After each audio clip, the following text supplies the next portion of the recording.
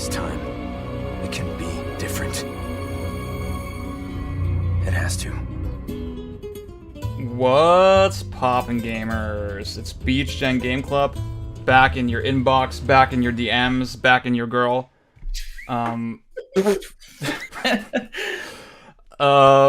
This is the second video on this channel. You may have already watched our previous 4-hour monster episode on Shenmue. If not, maybe go back, give that a listen to get a sense of the vibe and our ethos, what this is. This is sort of an in-between episode. We're calling this Beach Gen Game Club Gaiden because we're all words sleep, words Japan. Yeah, and again, in between episode, because we're currently preparing our next big researched fucking thing, which is going to be Eco on the PS2. Very excited for that. But this is going to be a smaller episode on RE4 Make, the Resident Evil 4 remake, because that's obviously topical and it has a direct connection to the Beach generation. And we have a lot of RE4 stands in this round. A lot of people with a lot of experience, with a lot of playthroughs of the original and now the remake as well under their belt. Luke, I think you've been deep up in that RE4 the last month or so, right? Yeah, I partially as a way to prepare for RE4 remake, I ran through the original I think 5 times maybe. I played it at least twice. I did once on normal and professional, played the remake, and then I went back and played even more of the original. Not explicitly to avoid playing the remake, but definitely I guess you could say I preferred playing the original, but I guess we can get into that when we really get deep in the shit. But yeah, no, I've got RE4 on the mind, I suppose. Yeah, seeing the daily. You finished, What's up? did you finish the no upgrade playthrough? Yeah, I did no upgrades. Well, I did no case upgrades on normal and professional. Those were 2 of the later runs I did. And then for a remake, I mostly just did a standard playthrough, and then I started to dip my toes into hardcore. Yeah, seeing the daily inventory updates was like, oh my god, is he okay? Is he okay? That's a lot. Yeah, Björn, you used to speedrun RE4 as well, right? Yeah, back in the very early days, in the days on speedrunarchive.com. Back then, even before professional became the more difficulty people speedrun on. So yeah. And I didn't even realize you did speedruns of the game. Back when I had more time and less money. Yeah, I know you've gone on record a bunch of times that Mikami is your favorite director, and RE4 is your favorite game alongside RE1 Make and the Evil Within. Exactly. So they're all Mikami survival horror games. So basically, that's my favorite game. Survival horror games made directed by Shinji Mikami. That's your favorite genre? Yeah, definitely. Yeah. So Heather and Pangburn, you also released reviews on the remake as well already. I think Pangburn, you wrote one on Backlogged, and Heather, you have a video up on your channel. Well, I mean, the channel's gone at the moment, but I did at one point. It's it's unfortunate timing, but yeah, very good video. You'll see it eventually, hopefully. Oh yeah, it'll be back at some point. So you're just gonna have to take my word for it that it was a good video.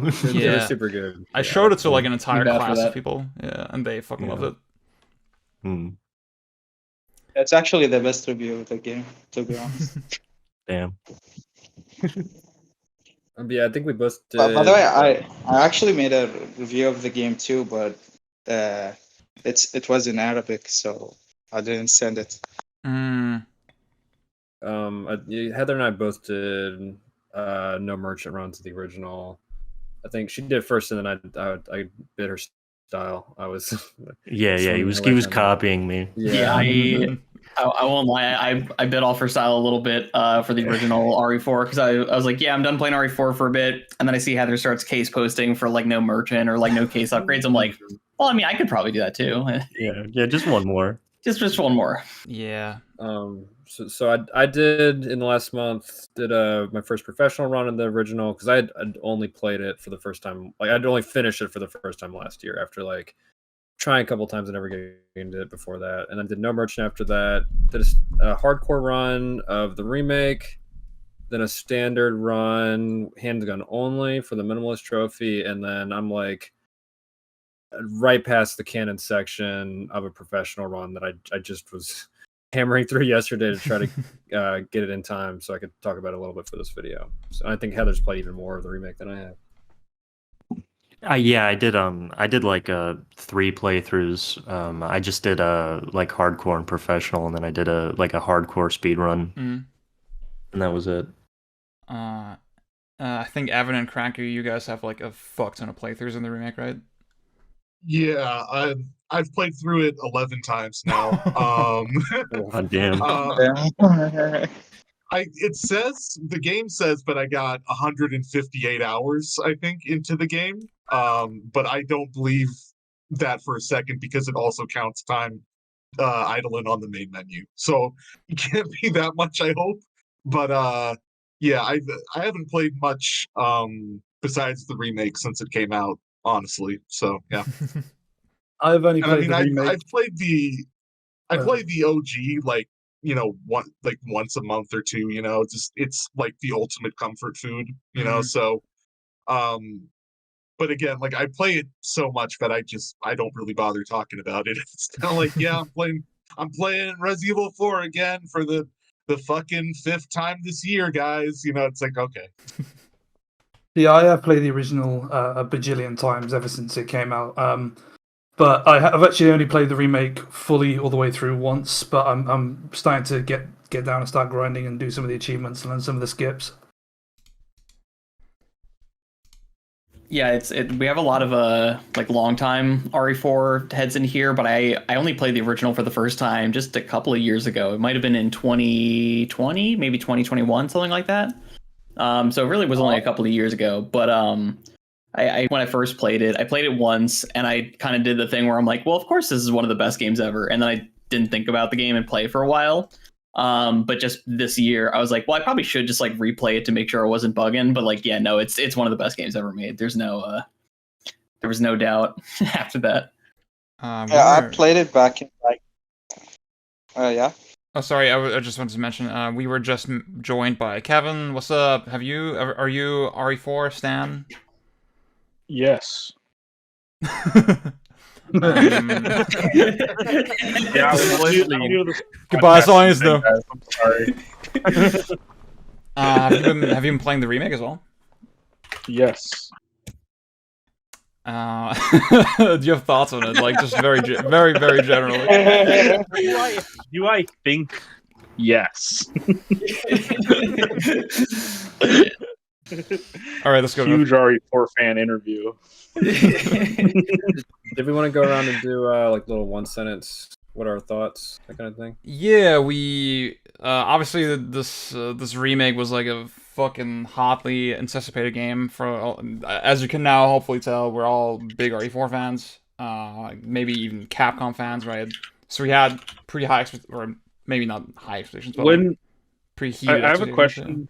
Yeah, what's up? Oh, sorry. No, yeah. I was just gonna ask everyone, like, what was your guys' like personal? I guess if you could map it on a roller coaster, like opinion of the remake, like from when it was announced to when it was actually like when you were able to actually play it.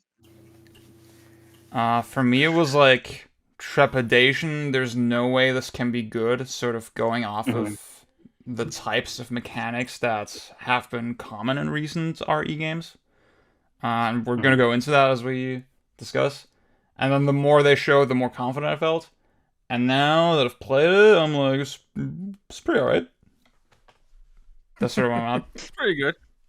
Yeah, considering how like cynical I kind of was about it before it came out, the fact that it came out and I played it and I was positive about it at all was kind of a victory in and of it itself. For me, what it was like announced, I was like, you know, the usual. Nah, you know, this isn't necessary.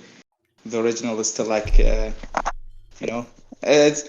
I'm not like saying the Resident Evil 2 and 3 originals are outdated, but it's like, especially with Resident Evil 4, where it's like a game I think it's still playable to this day.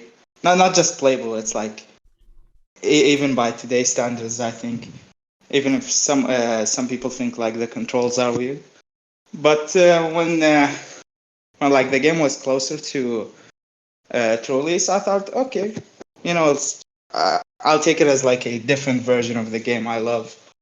But then when I played the demo, I'm like, oh, this might actually be really good. But after playing it, yeah, it's I really enjoyed it, but you know, there's a lot of issues with it. Yeah, I guess it's interesting to consider that you know, the original RE4 created a lot of standards, and once you translate it into a modern game, there's much less abstraction between, you know, between the original and the remake versus something like RE2, right, where you can barely even compare them just in the general presentation. So I think that creates a lot of like weird expectations. Bjorn, I know you are like pretty black pilled on like controls and sort of mechanics in recent RE games, so I kind of imagine that you were pretty worried about the remake. Yeah, I'm always worried about remakes or Resident Evil in general. I'm the kind of person who's like instantly emotionally charged. So when I see something, it's either like the best or worst thing I've ever seen. And just remembering like watching the first gameplay trailer on stream for the first time, and going from like seeing no hit reaction on the first enemy, and it's like, oh, they fucked it up, 0 out of 10, shitty ass game, and then seeing the things that work better and just going back and forth. But like the controls, I started the demo and it's like, oh, I fucking hate this. This is this weighted, like, not the weighted controls, but just the fact that Leon has to finish taking a step before you can change the direction. So depending on where he is in his movement, like changing direction feels like super sluggish. It's not this digital movement where Yeah. like Leon in the original is like start and stop. Like you don't have, you don't really have a in between between him like just standing still and starting to run, and like all these small little things. I'm kind of warmed up to the remake. Like for me, this is the best 8 out of 10 game like of the year so far. Whereas like I'm really enjoying it. I've put a ton of hours into it, a ton of playthroughs. I've been playing it both on PlayStation 5 and an Xbox Series X. I would have also gotten it on the PC if my machine was a bit better. And I will probably keep playing it for over the next year or so. Ton of fun with the mercenaries mode, but it's like all these small little details. And when I talk about the game, I seem super black pilled because what I gravitate towards are all the changes, all the little things that just annoy me to no end. There was a certain level of cynicism, like from a lot of people who thought, like, what is the point of putting this remake out when RE4 is already available on every platform? Like, why would you buy this and play this when you can already shove it in your Zebo and have a good time? Yeah, I guess. Yeah, Oh yeah, sorry, Evan.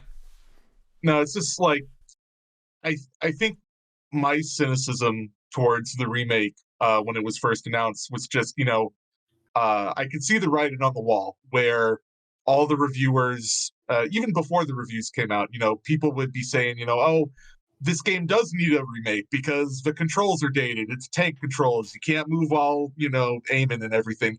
And I just didn't want that dialogue to happen again. You know, it's like there's just so many instances where beloved games that have very deliberate design decisions. Nowadays, retroactively, people say, "Oh, well, this is archaic. It shouldn't be like this." Thank God we can move while aiming in our games now or whatever.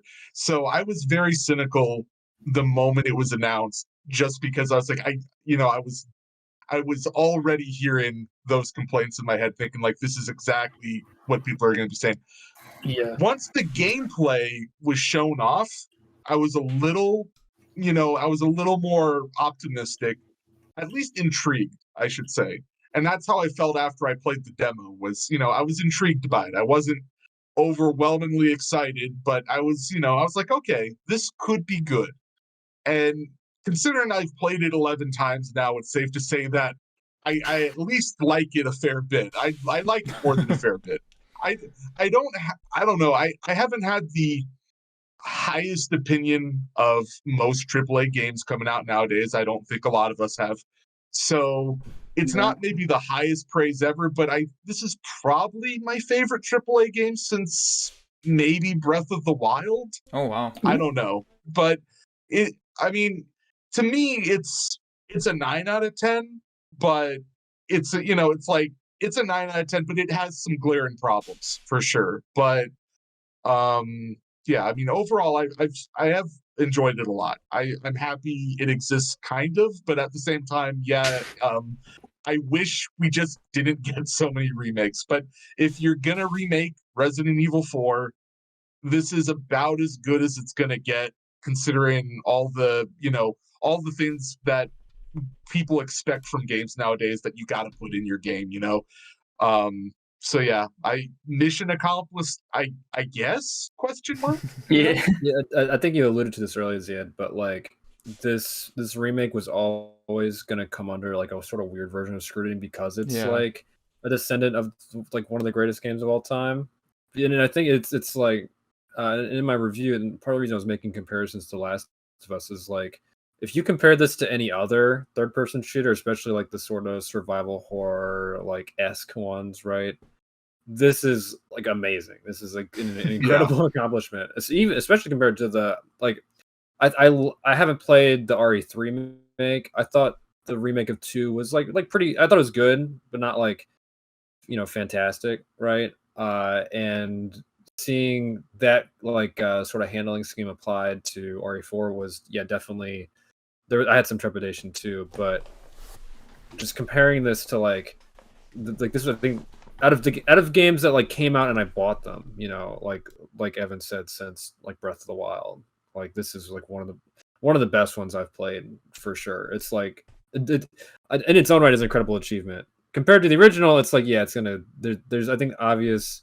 I think there are some points where the original or like where the new one takes interesting new routes, and I hope we like talk about those later because I think it legitimately has some like good ideas that potentially supersede the original, but overall, that's always going to be a very tough comparison. I think a lot of people who grew up or like are very used to the original they're not gonna be like their minds are not gonna be changed.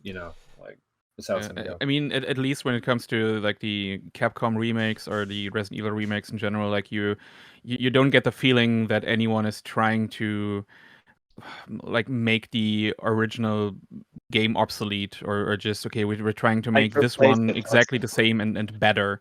So while like trying to remake one of the like my favorite games of all times, such an important title is like I'm kind of iffy on it in general, and the whole remake culture we're currently living in.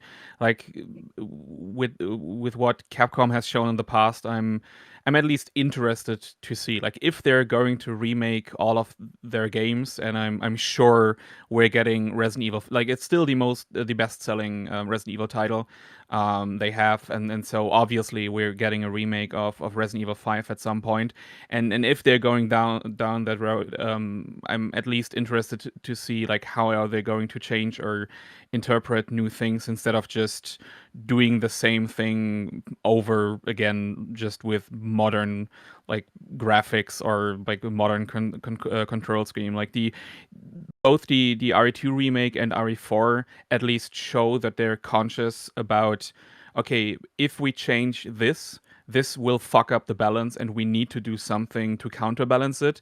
In my opinion, it didn't really work all that well in the case of the RE4 remake, but I'm seeing like all the decisions, like they make sense in my mind. Like they thought about it and they try to give a similar feeling to the original, but in a new way or context. And if you're gonna do remakes, like at least try to do something like this, like Capcom is doing with the RE remake. So I'm less concerned now about like if they're going to do it. Okay, fine. At least I know that they're trying something new with the games.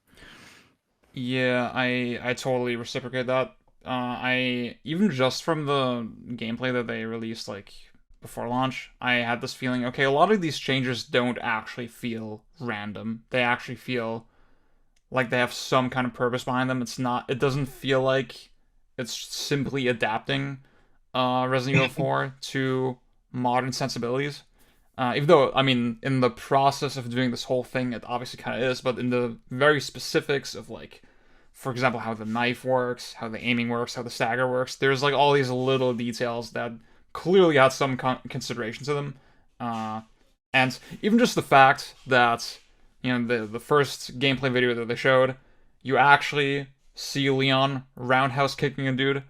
That's something that, I mean, maybe I was too cynical there, but even just having that kind of defied my expectations in a way.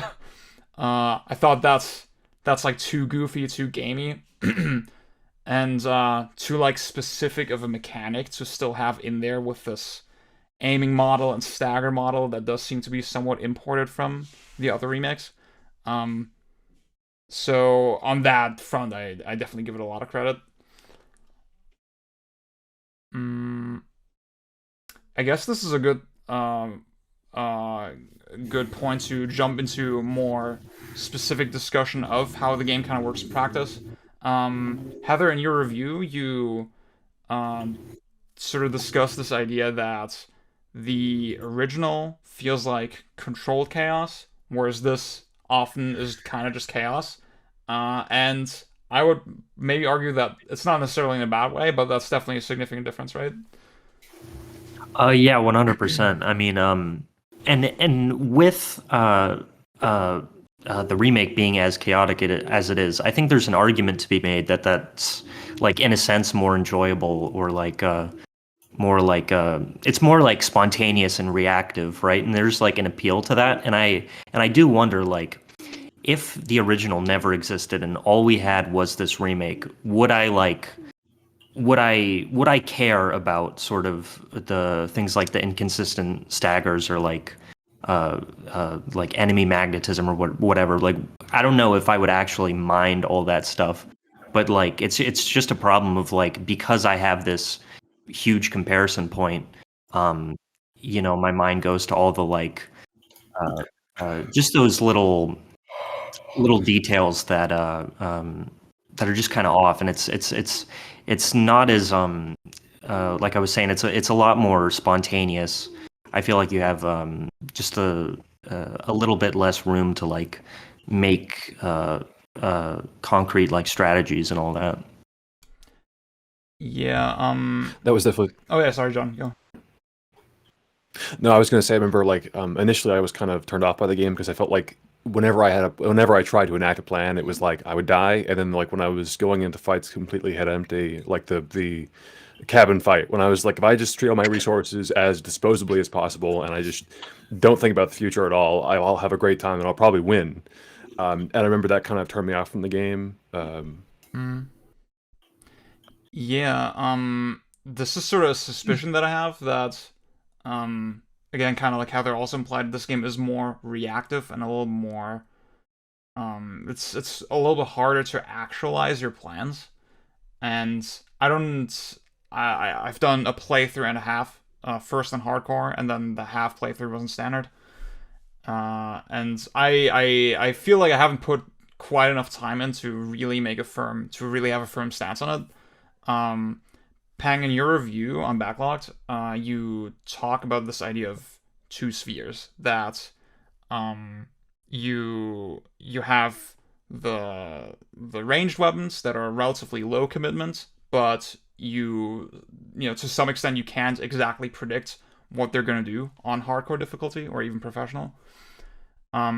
Whereas in the more immediate sphere with the knife, with the parry, you have a more accurate ability to predict what's gonna happen.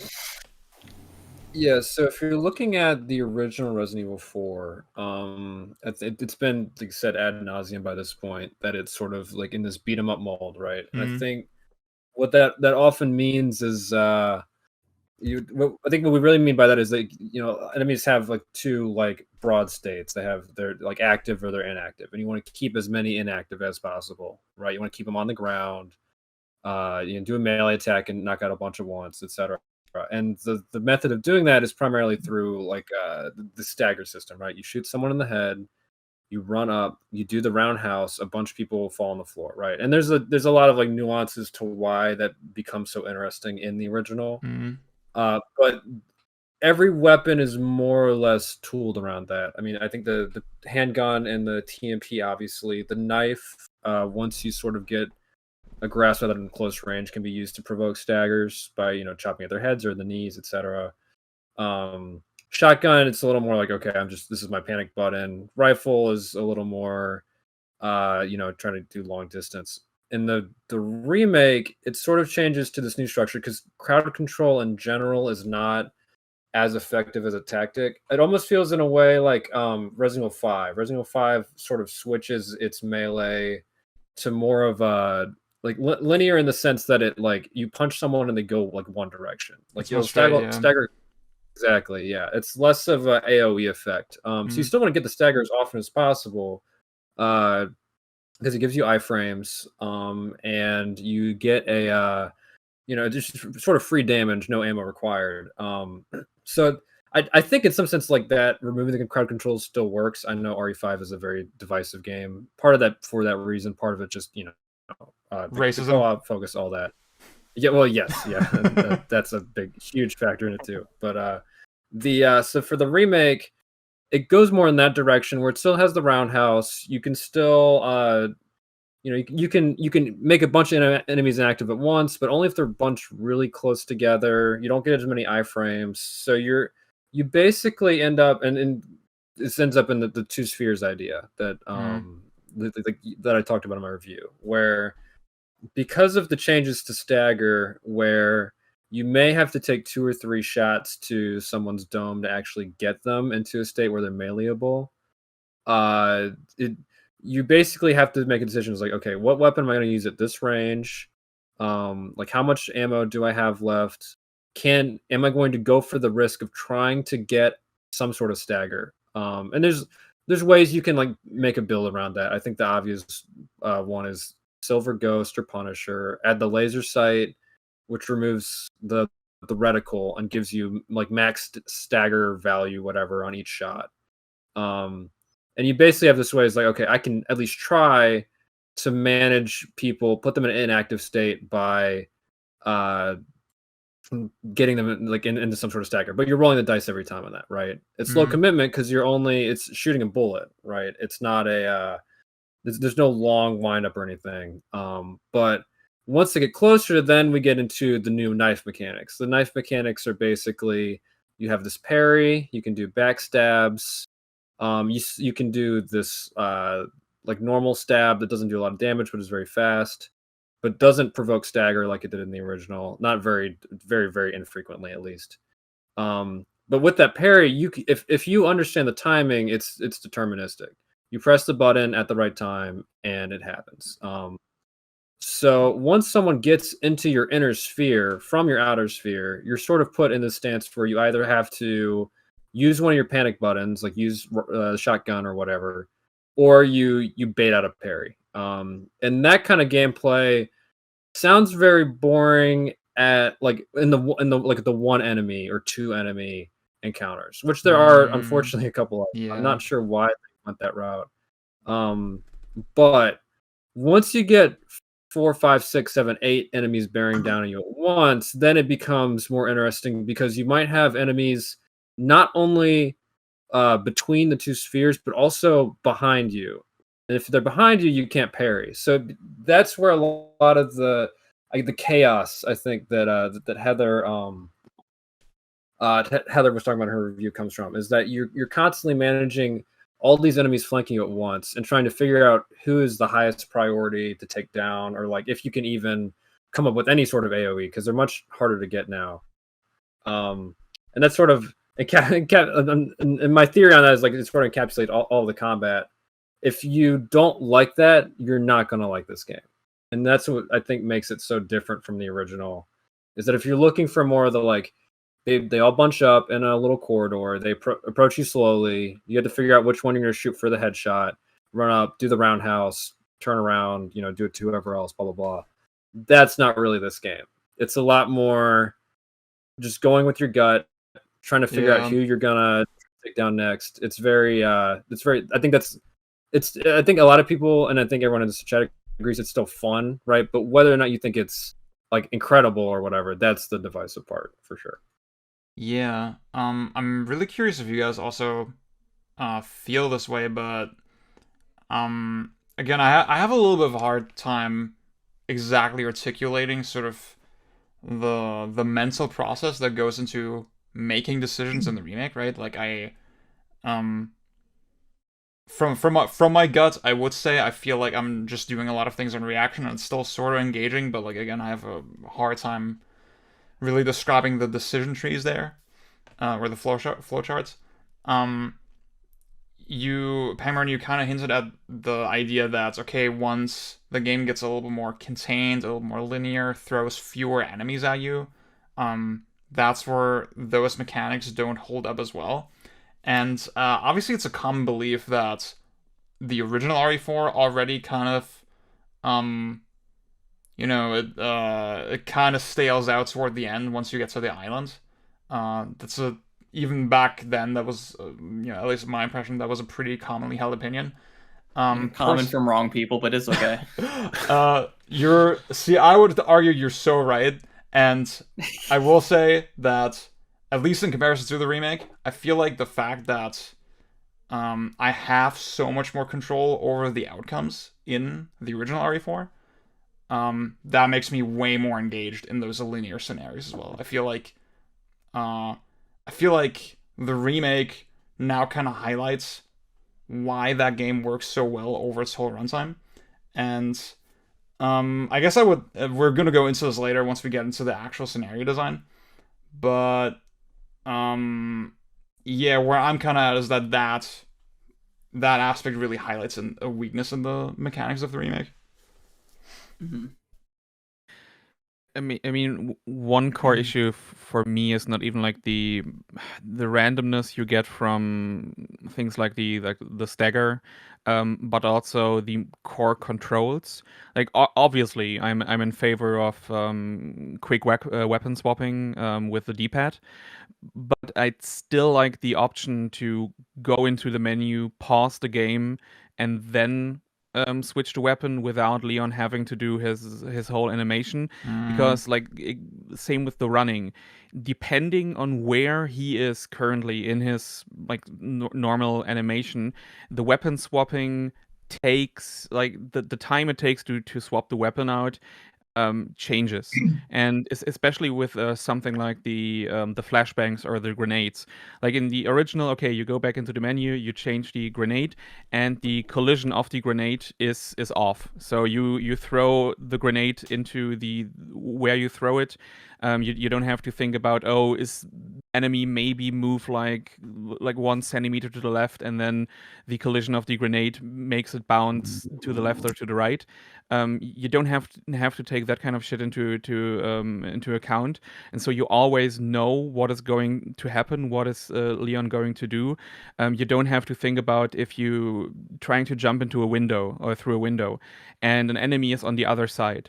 Like, knowing exactly how Leon will react, I think like maybe you can get it down to like 99% or so, but you're still running into these edge cases where you're jumping through the window and think to yourself, "Fuck, why is he bouncing back?" Like he should move through the enemy and then clear that up, and all of these little things I feel make the decision making so much more complicated, because if you want to do it optimally and you're thinking about, okay, this and this and this and this and this, and in the OG everything is dependent on your skill. Like you have all these routes to take, all these options, and everything is dependent on your skill. Like you still have some kind of randomness that can occur, like people, like enemies spawning Las Plagas, or if a shot in the head, like a critical, can make the enemy's head explode, or just bounce them back in like they're doing a whole spin around. So you still have some kind of randomness that can occur, but the amount of time it takes Leon to do an action, and the iframes you get, and how the action is performed is always consistent, is always the same. Like same with the run up animation for like the startup animation for the running, and how Leon will move through the environment.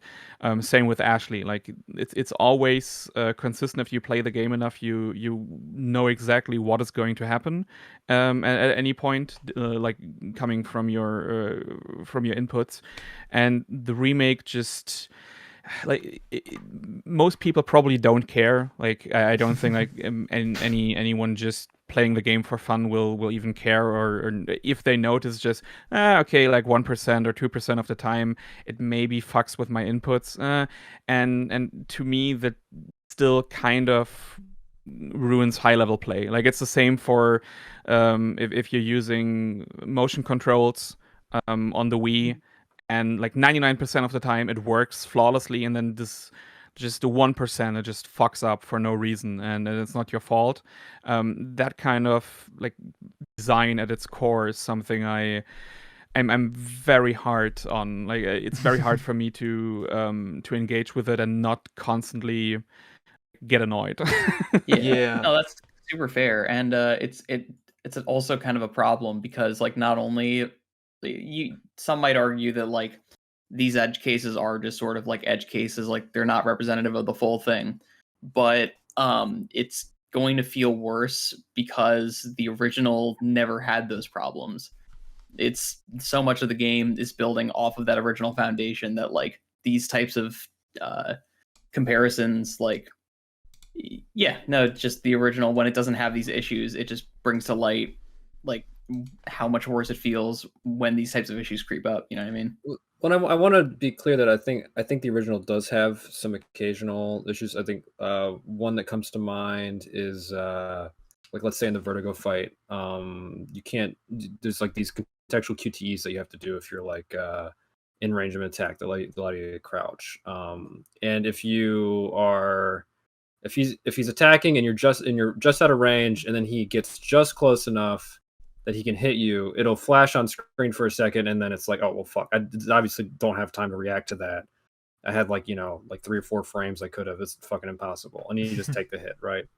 And I think like the remake does make some interesting changes where like there are a odd amount of quote unquote QTE attacks, which is strange. I don't know why I don't like that for a lot of attacks, but some attacks that have a quote unquote QTE, really it's like just sort of a crouch input, right? And if you crouch early, they'll actually terminate the attack early. And I think there are some areas where it's like, I don't want to pretend like the original was like in all regards like, oh well, it was like flawless and like in terms of its controls and such.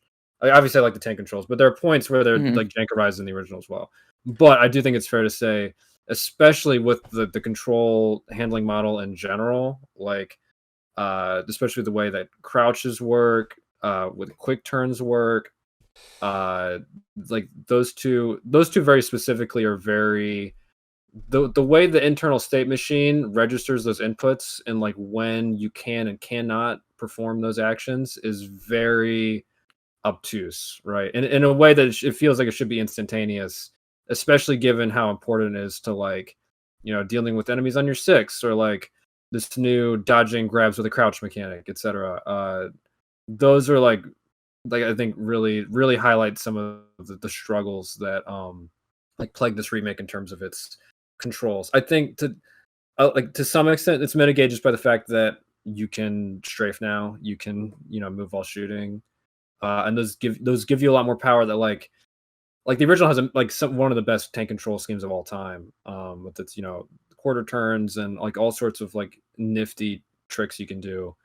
But if it had a bad tank control scheme, like it would have really been obvious, right? I think in a modern game, it's sort of like okay, you can sort of mitigate it just by the fact you have so much more intrinsic power. But as soon as one of those edge cases happen, which is once you hit hardcore professional, like they do happen quite a bit.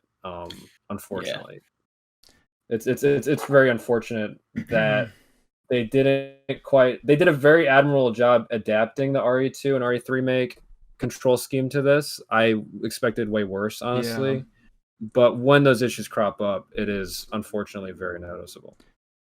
Yeah, that's unfortunately where I can't really personally add too much because I haven't played RE2 and 3 Remake quite yet. So I'm not sure how they stack up compared to Remake 4, I suppose. Yeah, it's been a minute It's for interesting me as those. well. Oh, sorry. Go ahead. Oh yeah. I was gonna say it's interesting in those because you have so you're not really dealing with that many enemies, and it's really more. It's in that same like old school Resident Evil vein where it's like ammo is a much more precious resource. They're not just enemies don't drop resources, right? So it's really like can I get around this, or do I have to like how many bullets am I going to expend on this, right? And in that sense, I think this control scheme worked really well for that game. I think to some extent, I think some of that gameplay where it's like how many bullets am I going to stick in this guy before I give up and just try to parry or go for the shotgun, like eat my losses or whatever. That kind of old school Resident Evil gameplay, I think, actually does show up a lot on Hardcore and Professional in this game. I do admire them for sort of like adding that in because the original is not like that at all because you can get stagger off of basically anything. You never have to deal with that in the same way, but for that to come with like these little. In that game, it made like the older RE2 and RE3 Remake. It made more sense for you to feel weighty and sort of not hard to maneuver, but like you had to commit, right? Because those are games that are primarily about power. You're supposed to feel powerless. At least in 2. I have not played 3. And 4, you're supposed to feel like a god. So for you to also be sort of a scrawny random Black Ops agent who has to like do a full turn like just to like take a curve or whatever, like it feels very awkward at points. I think one of the core, I don't want to say issues, but the core challenges when it comes to like translating things like even RE2 Remake, the original like challenges in the gameplay itself stemmed from the control scheme and how it worked, and the disempowerment you feel like is like a natural result of the controls themselves. But the controls themselves work well. They don't need to be nerfed. But when you translate it to like normal third-person shooter design, where you can move and shoot at the same time, and you still want to present the same enemies, you have to then go and nerf the control scheme. You have to go and find ways to nerf the fact that you can move and shoot, that you could simply run around, or it's easier to maneuver around the enemies, and then you have to take away things. And I think like especially for me, that feels more limiting, or I don't want to say shitty, but it just feels awkward compared to when you have when you just take the normal controls and he thinks all you can do with it, and you have limitations that just come as a result of these limiting controls, like not even Resident Evil, like even older arcade games like Bionic Commando or something. Like the fact that you can't jump creates its own limitations, and you don't have to nerf the other aspects of the game. But if you try to, I mean, there is the reboot, and I really like that game. But if you try to recreate the original Bionic Commando, and you want to give him a jump and still have the same like back and forth pull limitations that the original had, you would have to nerf other aspects of the game, and I feel this is like the core concessions where you can see all these decisions they had to make, where it's like, okay, you can move and shoot, but now you only make critical headshot, or you have like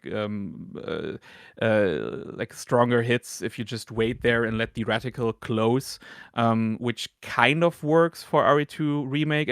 I mean, they had the shotgun, where I really like that weapon, where if you are close enough to the enemy and you shoot them in the head, I think it's 100% of the time the normal zombies will crown and go down and not get back up again. I think that's 100% consistent. I feel like, but taking the closing of the reticle and putting it into RE4 Remake feels even more clumsy and cumbersome, and all the little ways where they had to nerf the shooting ability, where in the original, okay, yeah, you can't move and shoot. You have a little bit of like weapon sway on the reticle itself, but you can control it 100% of the time. And in the remake, like for example, the TMP, which in the OG, if you're going for staggers and roundhouse kicks, it's kind of overpowered because you have so much more resources. Like, you just need one shot. The stagger is depending on one shot to the head. It doesn't matter if you use you use any of the handguns or the TMP. So the TMP having more ammunition and generally makes it kind of an OP weapon for that style of gameplay. And I sort of feel like in the remake you can see, oh, we're giving the weapon like gigantic crosshair bloom. It's so it's impossible to do precise shots, and it's a weapon that becomes more situational on bigger targets, I feel like, or like bigger groups, and all these things. It's like, I don't think these kind of decisions would come up if you weren't trying to do a remake. If you try to do your own game from the ground up, I don't think these kind of like weird compromises you'd have to do would even be a thing. Like, if you compare it to Dead Space, whereas that game was designed from the start being able to move and shoot, and to me, the challenges the game presents feel more natural, and I don't feel like the game had to nerf these controls and to nerf my abilities to make it more interesting or challenging to find the enemies. I find it sort of interesting to think about historically with Resident Evil, because maybe y'all can back me up on this, but I feel like Resident Evil 6 was the one where the controls suddenly started to feel a lot more kind of floppy, and the word that I keep using is arcadey, right? Up until, like, including RE5, up until that game, the controls felt very digital, even though RE5 had, like, analog elements to its controls, obviously. But there's, like, kind of a laser, like, again, sort of almost digital precision to it that I associate with arcade design. I think, one of the combat designers of, was it like Kingdoms of Amalur? I'm gonna post a link when we actually publish this. On a blog post, he sort of defines the term arcade movement as like, okay, you don't have too many transitional states between movement speeds and all this stuff, right? Bjorn, you just mentioned the weapon sway in the original RE4, and I think even that was like a fixed animation. Like, even that was not random. It was just a animation that Leon would kind of constantly cycle through, whereas you literally have mechanics in the remake that are, like Bloom, where thank you, Kevin, for posting that. Where, yeah, exactly like I said, in the window of the reticle where your shot actually lands is random. I even find that you can, in the RE4 remake, you can hold the run button and then pull back on the analog stick, and honestly, in most situations, I will not be able to tell you how exactly Leon will turn. If he will lean more to the right, more to the left. And I don't know, it is really interesting that, again, that Resident Evil had, like this arcade nature to the controls is something I so strongly associated the series with. And the thing that is really hard to convey with RE4 is that like you sort of have to place it like into that. It's really hard to tell people from who weren't like experiencing it at the time what it was like to play a game like RE4, because like now we have so much more understanding of this like convention of how a third-person shooter plays. Like we're not just post RE4, we're post Gears of War, Mass Effect, post Dead Space, like you said. So really, the RE4 remake isn't just like a retread of RE4. It's also a retread of like a decade of third-person shooter conventions. Yeah. The reticle in general is something that it's fascinating to me because I've been playing Metal Gear Solid 5 around the same time. That's like another like probably one of the best like Japanese third-person shooters of like the last 5-10 years. And the reticle in that game is it's very very easy to predict, right? Like if you have the trank or like some handgun or something, like you're moving the you're like walking around or whatever, and it's gonna be out, right? It's gonna be wide, and then as soon as you stop in place, I think while you're just like turning your aim, it'll stay put, it'll stay tight, right? It's interesting in the remake that they use that as a balancing mechanic. I think a lot of us felt that it like was very uncomfortable in the demo, and something I've noticed after trying out more of the handguns is that Silver Ghost, the starting handgun, has a particularly bad reticle. If you move the your aim like more than a little bit, it'll go wide. You can do tiny little twitches in each direction, and one of the things I do when I'm not using the laser sight is I'll just, instead of like walking somewhere, I'll just do little quick nudges if I need to like move my aim, because that actually won't turn it wide on any of the guns. But it's not very obvious because they don't explain any of this to you. Meanwhile, like when I was playing my handgun only run, Red 9 has no laser sight, right? But as soon as you add the stock, not only does the reticle tighten up from the get-go, like it's less wide to begin with, but you can do, once it tightens, you can do a full 360 in place and it'll never go wide. Like it feels exactly like Metal Gear Solid 5. It's interesting that they use that as sort of like, to me that tells me that they were basically going like, well, if you're gonna use Silver Ghost, then you better fucking use the laser sight, or you're gonna be at like a severe disadvantage, right? It's sort of something you're almost supposed to like level up, quote unquote, over the course of the game. I sort of like that. Once I started using Red 9 more, I think the reticle is fine. It has the same sort of it forces you to stand in place for a second, which itself is a decision, right? Because you could be moving, but at the same time, like especially on a handgun only run, for a lot of Plagas, you want to pull out Red 9 just because the damage is so much more. And to put yourself in a situation where you're like finding exactly the right range that not only you can shoot at it accurately, but you can also like shoot at it tight, and hopefully get a melee that'll kill it outright. I think that's interesting. But if you were to go through with Silver Ghost, and try to use it without the laser sight, yeah, you're not gonna have a good time.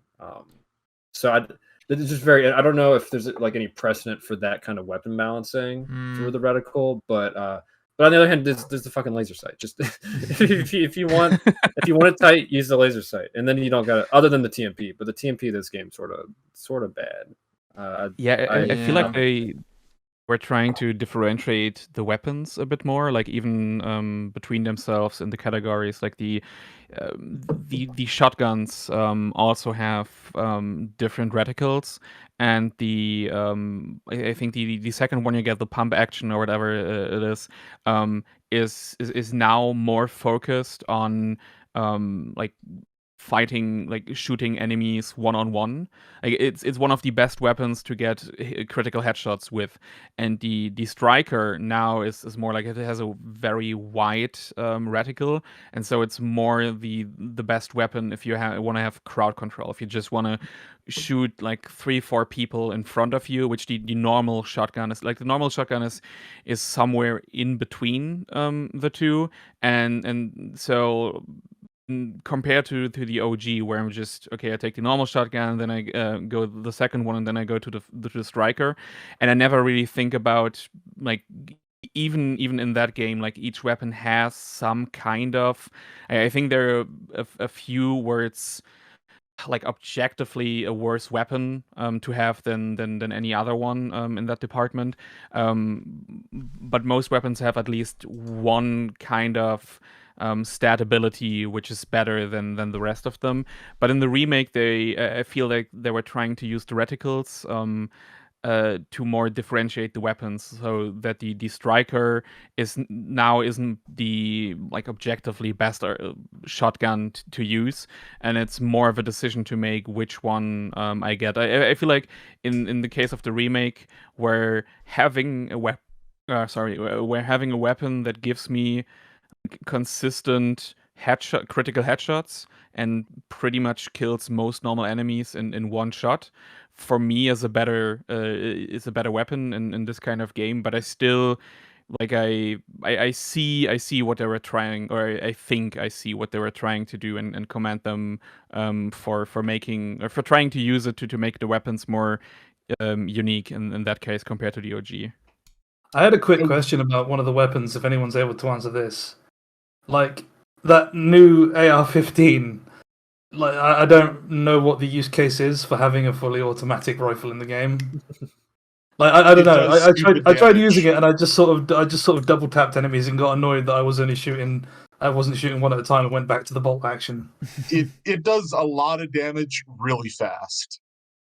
I never felt like I had enough ammo to just burn through a single target with a rifle. It's not very practical on at least hardcore or professional to me, because there's just not enough rifle ammo. But yeah, I guess like as in a new game plus, it would be more useful. But yeah, I haven't gotten much use of it, but it absolutely destroys health bars. If this game had health bars, but it doesn't. Really the only benefit is that it's free. Like, yeah, it's one of the few like freebies. To me, I think the weapon balancing overall is probably better than the original.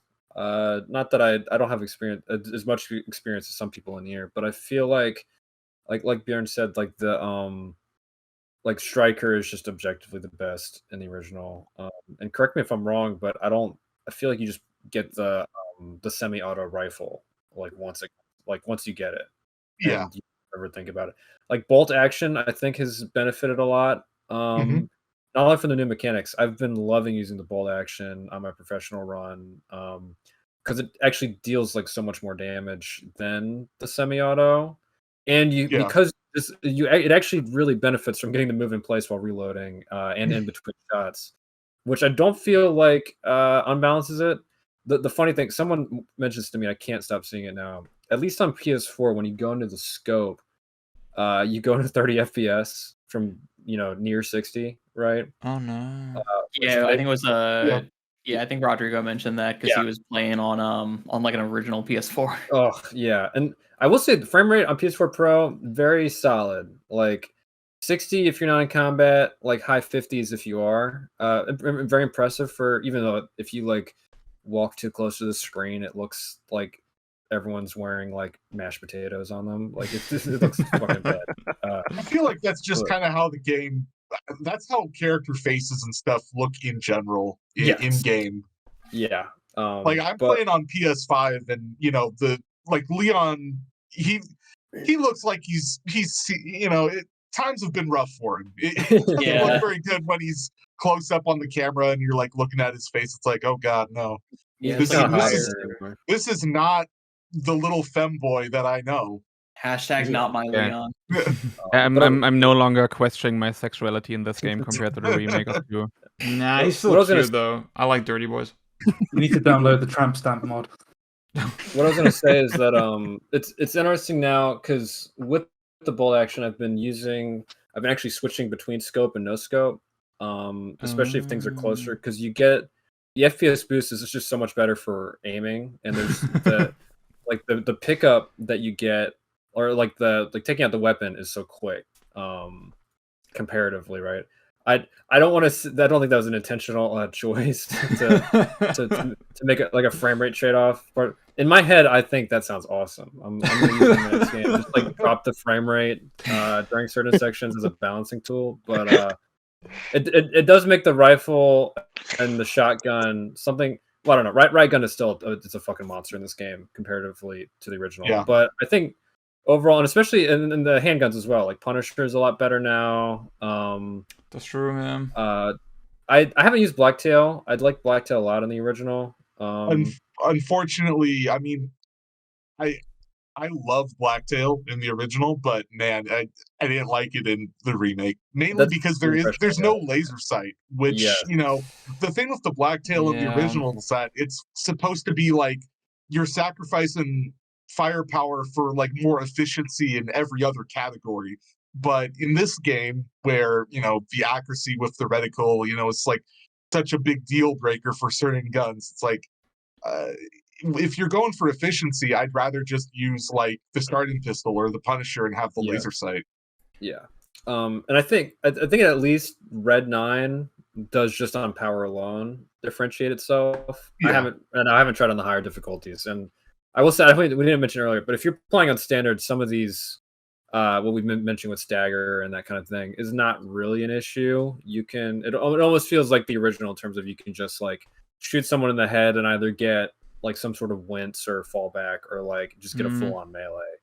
On these higher difficulties, I bet my thoughts on Red 9 would change, but I haven't been using it because it's a money sink to upgrade and everything. But it is I do feel like switching between Silver Ghost, Punisher, and Red 9 has been more interesting than in the original, where it's like either get Blacktail or get Red 9. Like I don't, I've never really enjoyed Punisher in that game. And Silver Ghost is cool for the head splats, but I only like really sat down with it on No Merchant, where it's still it's more of a necessity than a choice. But I do really like the weapon balancing and what they've done with it in this new game for sure. Yeah, I think rationally I agree with what y'all are saying, but I couldn't help but still feel that even just the existence of the laser sight as a separate upgrade, I don't know, it made like you said, Evan, like the Blacktail, for example, it made it sort of a non-starter for me, right? It immediately it's a real deal breaker. Yeah. Same here. The laser sight being an optional like thing, that really does bother me. Yeah, especially the staggers were like my largest friction with the game, even the few times it started to creep up on standard. So like just having the laser sight was like absolutely a necessity for me. Yeah, I actually on my first playthrough I was sorta triple wielding like the Silver Ghost with the laser sight and the Red 9 and the TMP, and the TMP and the Red 9, they both sort of worked. Like it's not that there weren't reasons to use it, but at all times I felt like I was just having so much more enjoyment with the Silver Ghost because I had the laser sight, right? Yeah. And I don't know, it's odd because I think it is probably true that decision wise the original probably doesn't have as much to offer. It's probably less nuanced in that way. But because all the guns are more normalized, I feel like I can pick any random gun in the roster and still have like a blast with the game, right? Whereas I feel like the same probably isn't really true with the remake. Yeah. I think that's kind of format. Yeah. That was what I was gonna say with like I think there is a lot of benefit to the way guns have been differentiated in the remake, but I think specifically in like the case of like challenge runs, the fact that like the starting pistol has such a shit reticle, it's like I'm never gonna do like a no upgrade run of the remake because I just hate that gun. Whereas like in the original, when like the starting pistol is still like very good and the weapons are like mostly differentiated by like damage output or whatever, or like reload speed. I think challenge runs are more appealing in the original, just because like like you said, the guns are more normalized. This is actually something I wanted to bring up because I agree with you in a weird way. But it's interesting, and this is a little bit off topic from what we've been talking about, but the way the difficulties interact on this, like in the remake, is probably I think I almost like it better than the original. Only in the sense that professional is just sort of the highest you go in the original, right? And it's not. I would say hardcore on the remake was harder for me than professional in the original, and that might have been just for because, sure. yeah, I like No, just comparing death it counts. definitely is. Yeah, it's interesting because I did a no merchant review as well, and now when I talked about like I think I really benefited. Like I learned so much more about the original from doing that run, especially in terms of how like using the knife effectively to save ammo. Especially there's a stretch from when you pick up the rocket launcher to Salazar, especially in like the fucking mines where you are like so tight in your inventory, and really having to learn the ins and outs that are really fun. But I think the original has a lot, like it has more sections that have like sort of hard counters, like bugs in the hive, right? Where it's like if you go in there without like having Striker in that section or the TMP is like, okay, this section is a non-issue, and then doing it frankly doing that on no merchant in the original was in terms of just like random jank and behavior of the bugs and the grabbing is just like a million times worse than anything I have to ever deal with in the remake. So I do like that the remake just gives you like higher difficulties that can really like strain you, like either off the bat with hardcore or then going to professional, which I've found that professional is like a really comfy step up from hardcore. And I wish that was it. It almost makes me wonder like how would you make the original harder? Not as like posing this is like a rhetorical question. I don't want because we could spend like an hour talking about this alone, but like I think part of where they were going with some of these mechanics and why they're sort of like weird to talk about is a lot of what we get out of the original, like if you want to go for the really like for high difficulty, it's through the challenge runs, right? And that's how you can really like get into the game mechanics. I think the remake, you will understand the game mechanics very well just from the given difficulties, and that's not even counting. I would, from what I've seen of the S Plus runs, it almost gets to the point where it's like you're having to cheese a lot, right? It's like, but having difficulties that themselves like strain that decision making and strain your understanding of the mechanics is something I do appreciate. Even if on the flip side, like the mechanics they introduced to actually facilitate that difficulty are suspect in some cases. Yeah, One I was just gonna say, something I noticed at least from the jump from standard to hardcore is that I didn't feel like I was trained properly from standard. Like I said, I didn't finish my hardcore run, but I'm sure hardcore and professional like test you better on the mechanics than standard did. But yeah, it was weird that starter difficulty like just kind of felt like a completely different game. Like not just in terms of the difficulty, but the way you have to play it just felt so different. It sort of is like that in RE2 Make as well. Like you'll play the game on standard, and then you'll jump into Hunk and Tofu, and the difficulty really, really spikes up, and you've got to learn quick, especially because they're very short sections. Yeah, I was surprised. I mean, going in, like I've played the original so much that I wasn't expecting necessarily that big of a challenge.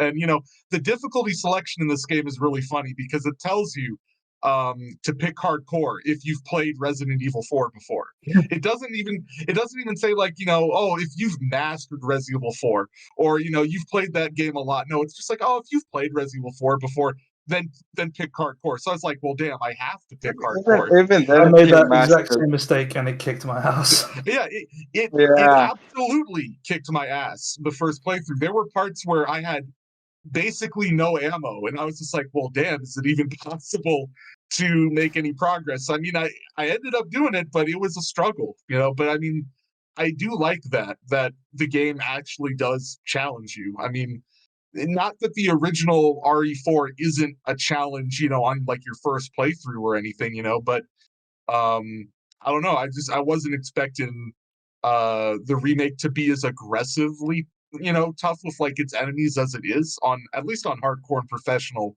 Like the enemies really do get up in your ass. Like you really gotta you gotta actually run as opposed to the original where you can stand your ground.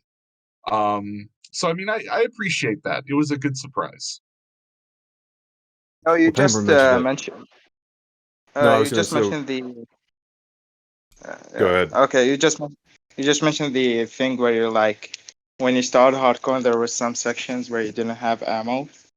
Yeah. That's another thing where I like prefer the original harder difficulties, where it's like, no matter what your situation is or what resources you have, there's still like strategy or something you can do to get through it, which really makes it like a lot better for me because like it encourages me to keep playing because I know like if I played well enough that I could like get through this. Kind of reminds me of like Kingdom Hearts 2 where on critical there's like some sections I really struggled with.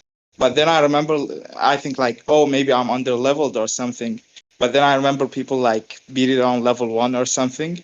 So it really encourages me to like keep trying until like I can get it. Which is the same thing here in Resident Evil 4, where there's like people did it knife only, or like Luke did, where he finished it with no upgrades.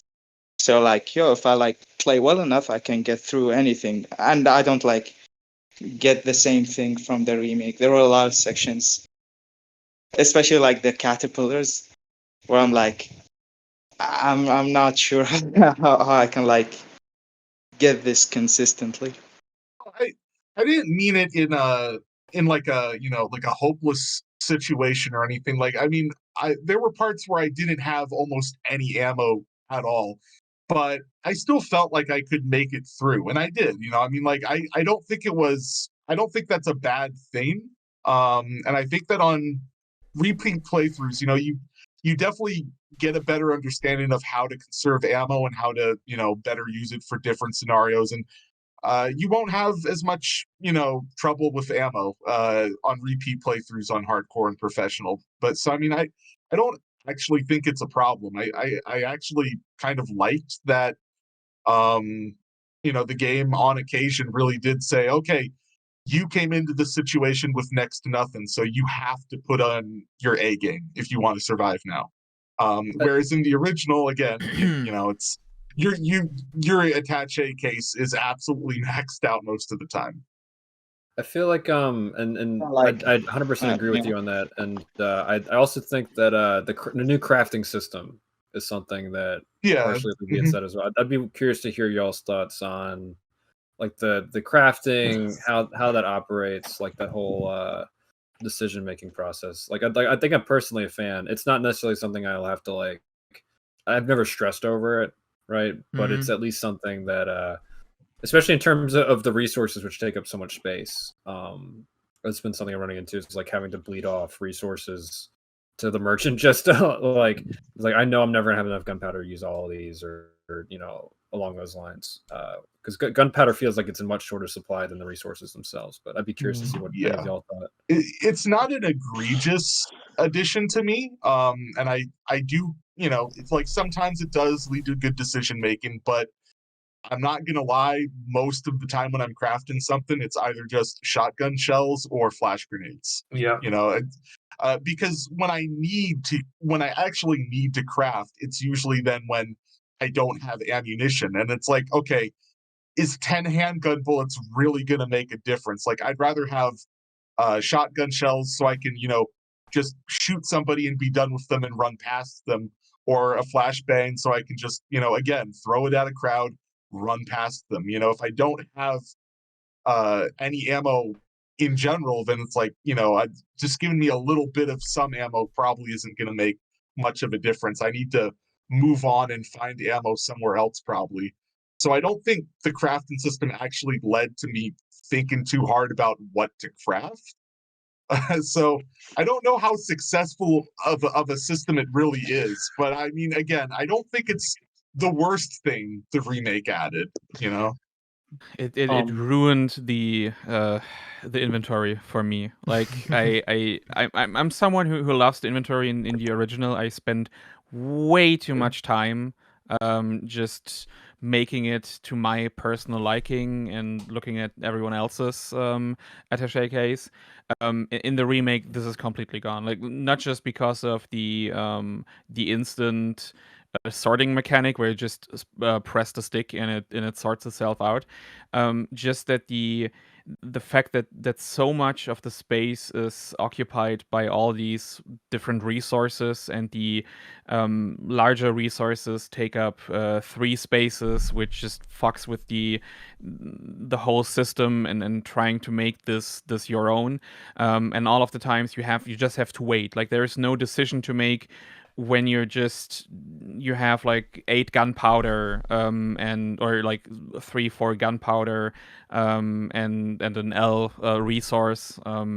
There's nothing you can really craft that's interesting. It's just taking up space, and most of the time I feel the game gives you way more resources than gunpowder. So most of the time I'm just selling resources, and I'm either using the small resources to make shotgun shells, or I'll use the large resources to make rifle shots. So there's no decision making. It's just, okay, do I use the small resource or the large resource? What do I need right now? And it just, for me, it just takes up time. It's not an interesting decision. It just takes up more of my time, and it's one of the reasons I'm less inclined to replay the game compared to the original, which is kind of funny. Like, we're talking about all of the randomness and the decision making between the games, and when it comes to the ammunition in the original game, it's just, okay, the game decides what you get depending on what is in your inventory. Like, you have fixed boxes where no matter the playthrough, you're always finding, like, outside the House of Mendes, I think it's the second bird's nest you can shoot down. No matter what's in your inventory, you're always getting 50 TMP shots, even if you don't even have the TMP. And then there are some places where it's depending on your inventory, and I think it just works better for this kind of game where it's action focused on the things you have in your inventory and the decisions you make in the moment, and the game making sure, okay, you're always getting this kind of resource. Like, if I don't use a shotgun in the original, I don't get shotgun ammunition, and in the remake, if I don't have the shotgun, I don't get shotgun ammunition, but I still get resources and gunpowder, which I won't use for making shotgun ammunition. I don't even know why I can make handgun ammunition with the crafting system, because handgun ammunition is the one thing the game just fucking throws at you. Like, if I have enough ammunition for one gun, it's always the handgun, always. Like, most of the time I either find handgun ammunition or gunpowder. That's most of the stuff I get from enemies, besides the pesetas. And then for me personally, it just adds time and annoyance to the system, and I'm spending more time in the inventory just fucking around with the crafting, instead of just picking what I want to use fighting. And as I said, like, maybe like people who don't care about spending time like doing inventory Tetris and making it their own, fine. Like, I'm not going to argue that having to fumble in the inventory is like, oh my god, it's like the best mechanic ever. I personally just enjoy it on each playthrough, especially when I found out you can actually flip items upside down. I didn't know that for like 10 years or something. Wait, like, what? you can actually you can see the backside of the what? ammunition boxes. Yeah, Wait, are you joking? It's crazy. Yeah, if you use the C-stick, you What? can flip, What? You can flip it. Yeah. No, no. No one told him. Oh no! What the hell? OG Man, we clear got some in fake case fans anybody in would here. be What the hell? My mind has been blown officially. God. Yeah. Do you guys know that clip of like the gaming Brit discovering for the first time that there's like a world map in DMC4? What the fuck? Yeah. What the fuck? Yeah. I That's how I We're felt widely just now. Now you're lying to me right now. There's a. Oh my god! I knew discoveries. Why would you need a world map when it's Yeah, a fucking hallway of a exactly. game? Jesus. I remember only knowing there was one in 3 because Yeah. my controller kept glitching out and pressing the D-pad for me. Like whenever I pressed R1, which you just hold all the fucking time in that game. So half the time I go to the item menu, half the time it open the fucking map. I'm like, why would I ever need this? You only like backtrack like 2 or 3 times in that game. So sick. I was gonna say that handgun only. I actually did have to craft handgun bullets, like a decent amount. On standard, it wasn't like all the time. I bet it would be more. I don't know if I'd want to try handgun only on like. Definitely not professional. I don't even know on hardcore. Maybe it feels like it'd be probably a pain. I will say I love the auto sword though. I'm a messy boy in the I had that bit where I would just post the shittiest inventories, like just not even instigate. The only thing I will do in RE4 is I will put all my weapons in the top left hand, and handguns always first. That's the only so good. thing. And I think Yeah. that's literally only from my muscle memory. Everything else is like, well, it's gonna disappear later. Why am I organizing this? But yeah, I do auto sword. It's sort of like weird because like it's obviously a mechanic that does not affect gameplay. I mean the decision of like the fact that every item, I think Pang, we talked about this in Discord as well, but the fact that every item is like now quote unquote realistically proportioned, and then that you can really ration out the space in your attaché case exactly. That is interesting. The position of the item in the attaché case is not interesting mechanically. And people love yeah. Oh, sorry, go ahead. Oh yeah, sorry. Yeah, it's but like I think it's hard to deny that gave the game kind of a weird like character, right? That the remake really lacks. Yeah, but even a messy attaché case like says something about you as a person and as a player, whereas like just pressing the L3 button is it does kind of take away a little bit of that magic. Exactly. Of Yeah. seeing all these like absolutely scung fucking attaché cases that people post where the guns are upside down and everything's out of order. Yeah, that's fair. Feels... I will say that people. sorry. What I was gonna say is like everyone loves RE4's attached case, and then you get to 358 over 2 days, and then suddenly everyone hates it. You're like, no. Pang just exposed the gaming hypocrites. Yeah, that's the real friction right there. RE4 it's a fake character that's wrong. It's just that I'm kind of surprised that like Capcom didn't think to like leverage this aspect of the game in a way where, you know, I feel like it should have been obvious that like, yeah, this is like a huge aspect of RE4's personality, and you kind of have to get this right on an aesthetic level. And I don't know, it's like the most boring screen of all time, just visually speaking. I think even just not having Leon's like little 3D model as he like juggles eggs up and down, right, when you equip them. Well, that's just modern AAA UI, just a whole lot of nothing. Minimalist. It's very sad. I'll say on the some fog. Oh, sorry. Ooh, scary. I'll say on the actual weapon balance, the ammo balance and all that, I had a really interesting experience where I wanted to do a run of the original just before the remake, and I figured, okay, I never played the US GameCube release, which has quite different balancing from all the later versions, and I would have to, like, with both games, with both the original and the remake, I would have to do way more exploration to, like, really make a firm statement on, okay, this is how it works. But it was very interesting that I had a TMP in my inventory for, like, the entire game, and I never got TMP ammo almost ever from, like, the random drops. And it made me kind of think that, you know, especially now in comparison to the remake, that, you know, it's sort of weird that it worked out that way, but it was kind of interesting because, like, I spend money on this weapon and I kind of want to hold on to it as like a pillar of like my plan, right? But because the game is like fucking me over in this really specific way, I can't entirely rely on it. And yeah, kind of like Björn was sort of hinting at, is that it's, I think the random loot drops it's supposed to be a system where you're just supposed to not worry about it. You're supposed to stay in the action and just go. But at the same time, it can create situations, right? It can create sort of alternate scenarios that may be interesting to deal with. And I guess like giving the player control over the types of ammo that they use to some extent, I don't think that's a bad change necessarily. But I kind of suspect that over more playthroughs, I will kind of come to prefer like the simplicity and then also the slight diamondism of the original. That's kind of where I'm at, I think. Yeah.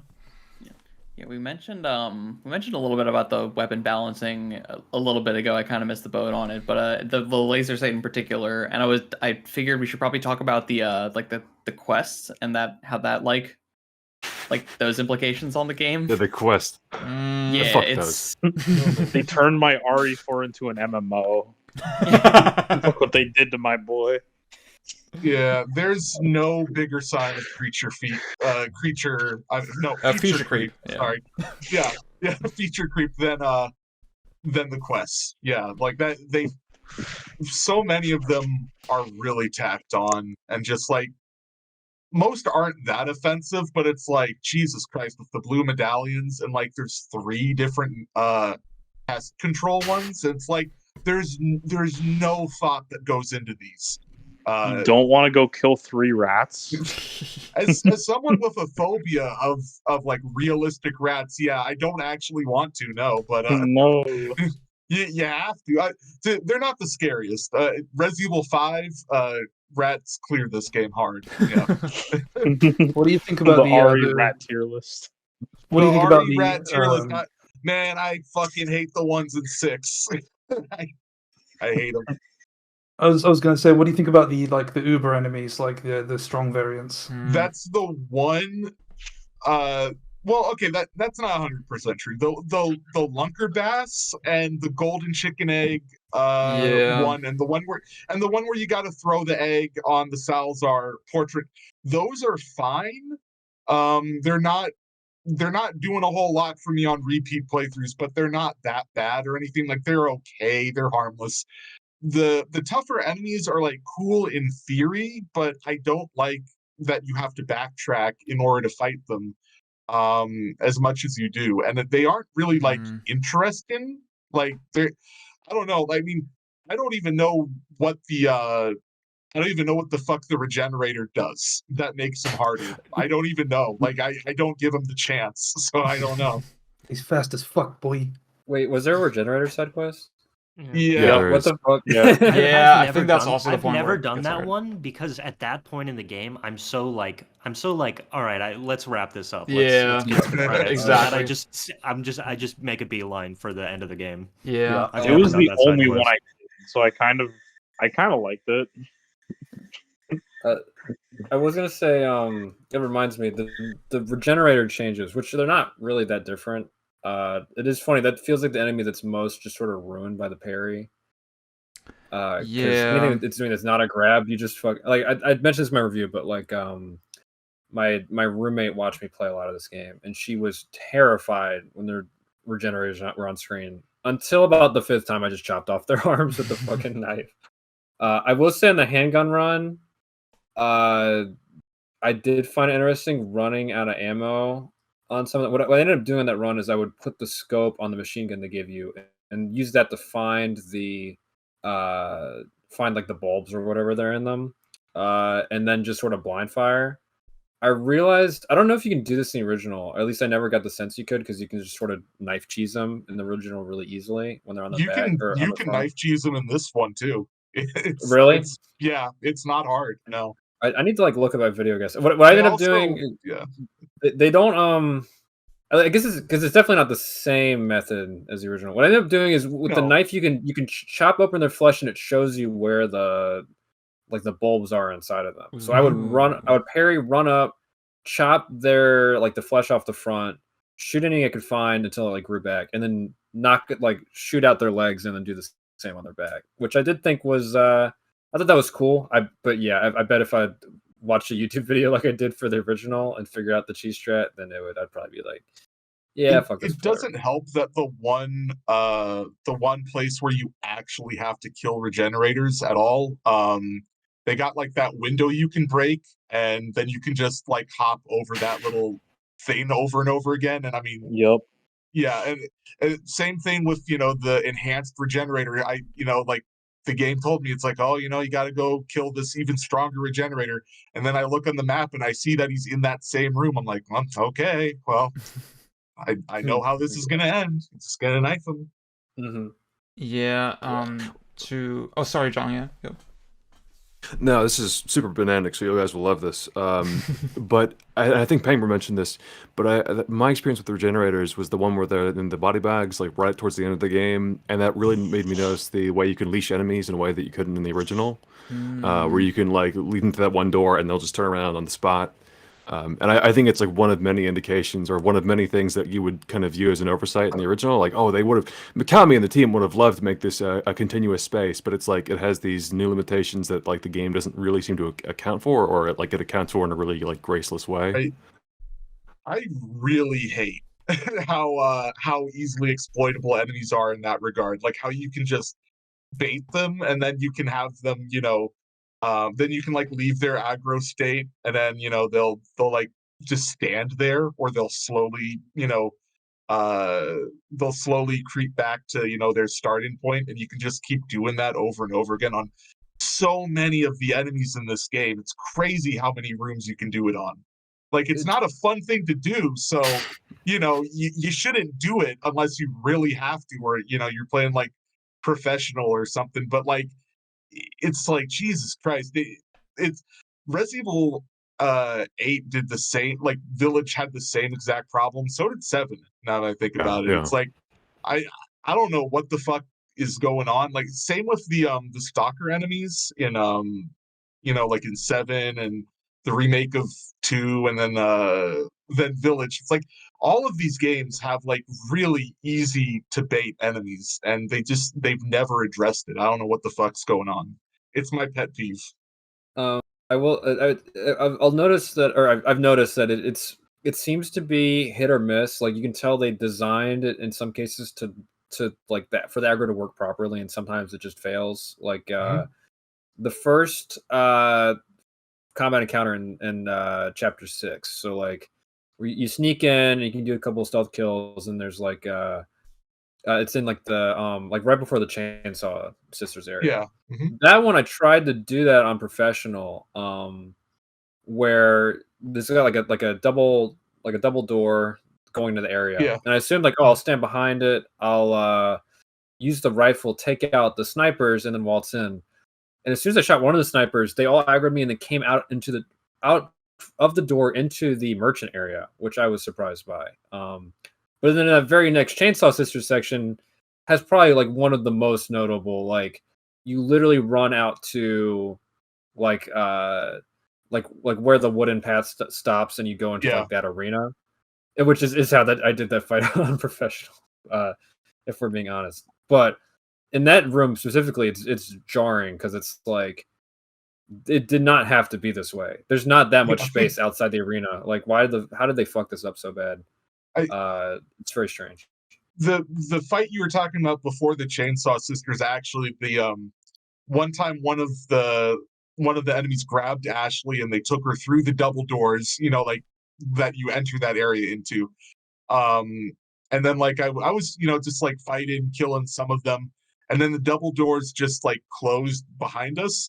And for some reason, after I, freed Ashley, all the enemies that were, outside of the battle arena, they wanted to go back in, but they couldn't open up the double doors. So they just walked into the double doors forever. So, I just shot them. They didn't bother fighting back. It was like, okay. Yeah, there's been a couple different parts, especially the bullheads also sometimes. The one in the farm when you're running with Ashley, I had about 50-50 where because I had to fucking replay that section over and over again whenever I failed the cabin on professional, and about 50% of the time he will just stand there, like at the edge of his edge of where like you're yeah, you're right. It's Actually, bizarre. I don't know why. I don't know.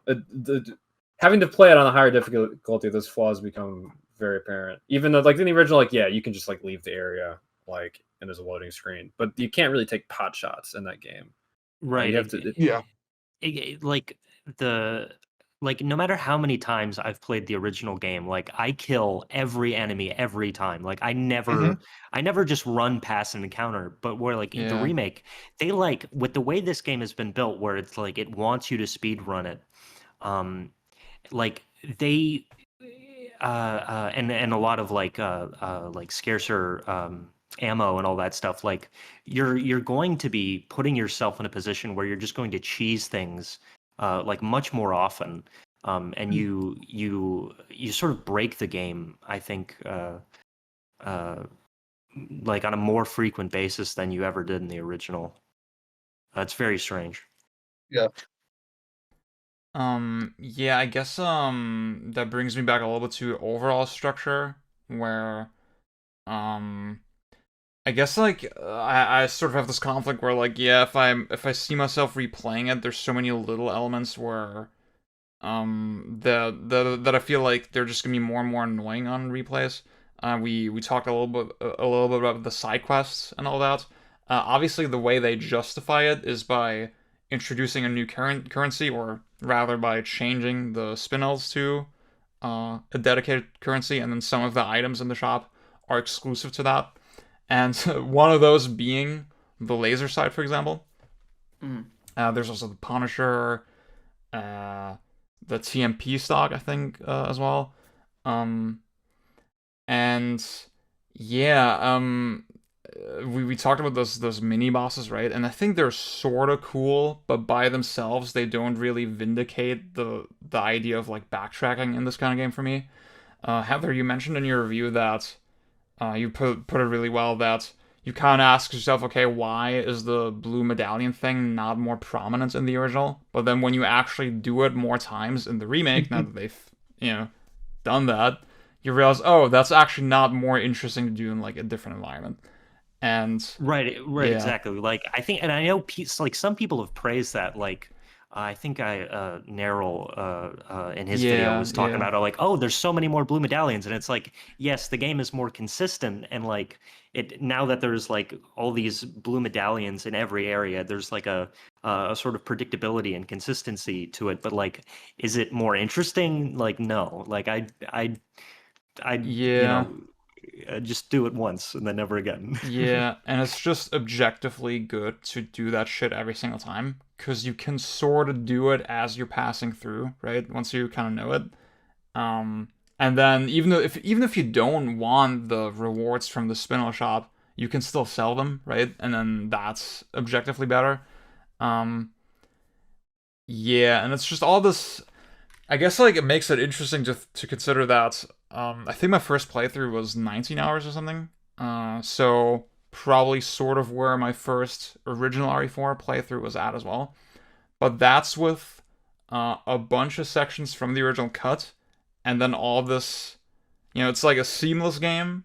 And Pang, I think we took a bunch of notes ahead of time for this. And Pang, you mentioned that obviously the loading screens are now replaced with tunnels where kind of nothing happens for a little bit. And then obviously, go. Oh, I was just gonna say, like, I think the most apparent point of that is like middle of the castle, because I think castle felt the most different just from like reordering things and like spoilers. Luis dies later, more or less. And there's a part like I think it's like this like 3-2 in the original where it's like you go into the little prison section and there's the Novista doors that are invisible, which that section fucking sucks. It's like one of the worst parts of the original. I'm so glad they cut that. I hate that shit. But then you jump through the blades and you go back to the main room and there's like all these there's little massive dudes in the center that you can kill if you want to. And then right after that, you have the big turret room where there's the red guy you're chasing around, and then he hops in the turret in the middle. And then you have the room with the paintings that disappear, and there's like rocket launcher guys behind them. And it's like bam, bam, bam, bam, bam, like over. Like there's so little downtime. You know, and you can spend some time, especially in the middle, like rooting around for items, right? I think the hedge maze like ends off that chapter. And it's like there's like fucking like 5 or 6 different set pieces there. Yeah. And you look at the remake, and it's like a lot of that got excised for this one like pretty cool rampart sequence with this like sun and moon switch that you're messing with, right? And I like that section just fine. And it really focuses on the bug plagas that with the new parasite thing, which is very scary, and improves a lot on the plagas enemies from the original, who like don't really differentiate themselves that much, other than just being a little more annoying, right? But at the same time, it's like for every one of those that get cut, there's just like some hallway you have to walk through, where either there's like a walk and talk, or a lot of times sometimes they do more of like a modern, like we're going to introduce an enemy and you just fight that one enemy. They do this with the Parasite Plagas. They do that with the Mandibolas or whatever it's called, that particular Plagas at the beginning of Castle. And I don't mind that. I think that's like good technique. I don't think I realized there were different Plagas in the original till like the second time I played it. Like they sort of blend together, where they're a lot more distinct in the new one. But just having those like a lot of downtime makes it just feel like a woolier, like fluffier game, when it really should like. I think there are legitimately points where they improve on the set pieces. I think a great example is the double Garador fight, which just has so many more enemies in it and feels like much more of a clusterfuck in a good way, right? Especially with how parries at close range seem to alert the Garadors, which is scary as fuck. But that's like the big example I can think of off the top of my head, and then so many of the other ones are like either side grades or like man, I wish this was slightly worse, but then we got another like old set piece back, that just going through both of them side by side, it becomes obvious just how much more dense the original was. Yeah. I guess like maybe this is where we can transition to scenario design in general. Because I feel like for me personally, at least, that's my biggest disappointment probably with the remake, and I feel like it gets weaker as it goes in that regard. And a general feeling that I had is that when the remake throws combat at you, it feels like more of very similar combat a lot of the time. Whereas I can think of like Pang, like you mentioned, the interstitial moments in the remake tend to be like tunnels where kind of nothing happens. Whereas I feel like the original RE4 had all these little bits and bobs that, were maybe less intense, but they still used the mechanics somehow. I'm thinking, for example, the cable car sequence, right? That's not in the remake anymore. Where maybe you could speculate that that's maybe it would have been less engaging with the new controls or something, right? But like, I mean, that doesn't really matter. To the point that I'm going for. Pang, you also mentioned the weird painting room with the rocket launcher, right? I feel like it's those kinds of things that are really sorely missing from the remake for me. Yeah, and this is what I really wanted to talk about, because it's I think it ties back into a lot of other things, like the crafting system we were talking about, how like now you have like more choice into what ammo you have. And I think with just how more chaotic and spontaneous just the combat design in general is, I think there was a conscious effort to sort of make every set piece moment more homogenous and give you space to sort of cover all your bases. Like you get the mine thrower equivalent very early on in the remake, whereas it's saved for the castle in the original. And then there's the example with like the little lanterns where you shoot them down and they and then they'll burn the enemies. Like there's a lot more in the remake than there is in the original. So I think whereas the original is a very directed game, and it's like, now we want you to do this. Okay, now you go to the next room. Then we want you to use this weapon, and then like it's like very prescribed sort of the strategies they want you to use. Whereas in the remake, you're doing a little bit of everything all of the time. And which is there's a different sort of appeal in that. Yeah, I think that's a great way of putting it. I guess like, yeah, I guess how you feel about that, like you kind of said, is going to be very subjective. You could even, I mean, one that was cited a lot was the U3 section, right? That like that's one of the most obvious ones that got cut. And I'm not saying that's like the most amazing fight or anything, but it is a section that made you do something really specific with the mechanics that you didn't do again, right? And I mean, I think the point is that it is using the same mechanics as the rest of the game, just in a totally different context. And I don't know, I feel like even so, for example, Pang also mentioned the part with the ramparts, and I do feel like in practice, yeah, I guess it's sort of interesting that I'm timing like when I run from the rocks. But then when I'm actually engaging with the enemies, it feels like it's not actually leveraging, the stagger or the parry or whatever that well, because ultimately it is just enemies coming linearly at me. Yeah. And this is like a core part of my review, right? And because I think the systems abstractly, I think they're strong. Like, Yeah. I know I'm probably more of a defender of them than like some people in here, and definitely like a lot of the reactions from other like old school RE4 fans that I've seen online. But it's it's interesting that you see like because of the decision making and allowing you to sort of, it's a little more build focused, right?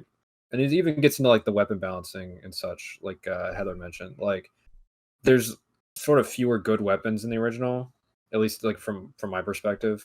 So you end up using a lot of the same ones on any given run, but you're also like, it's sort of built around those key weapons. So they already always sort of guess what's in your toolkit, and then it's like going to be built around like some, like I said earlier, like there's more strong counters, right? And you have to sort of like think on your feet about that. In the remake, it's a little more like, oh, you're gonna make a build and then stick with it. But then they have to adapt all these different encounters to each of these different builds. So like if you have a really like bolt thrower centric build, which like I've never used bolt thrower, so I can't really speak to like its practicality uses and all that. But you're gonna be investing your money and resources into that, and so they have to build each encounter so that you can actually like make use of it, right?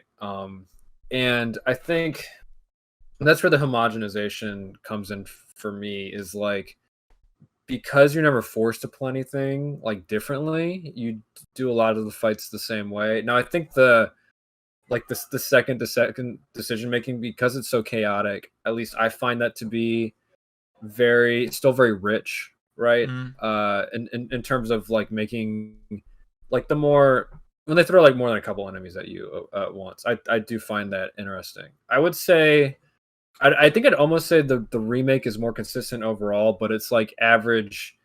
It maybe averages like a 70 or 75, and the original is like it's hitting 80s, like 80-90% like good. If there's like a big good meter, I'm like looking at the good meter while I'm playing, because there's some fucking bad parts of the original. Like I think Hives without Striker, some of the worst fucking shit I've played.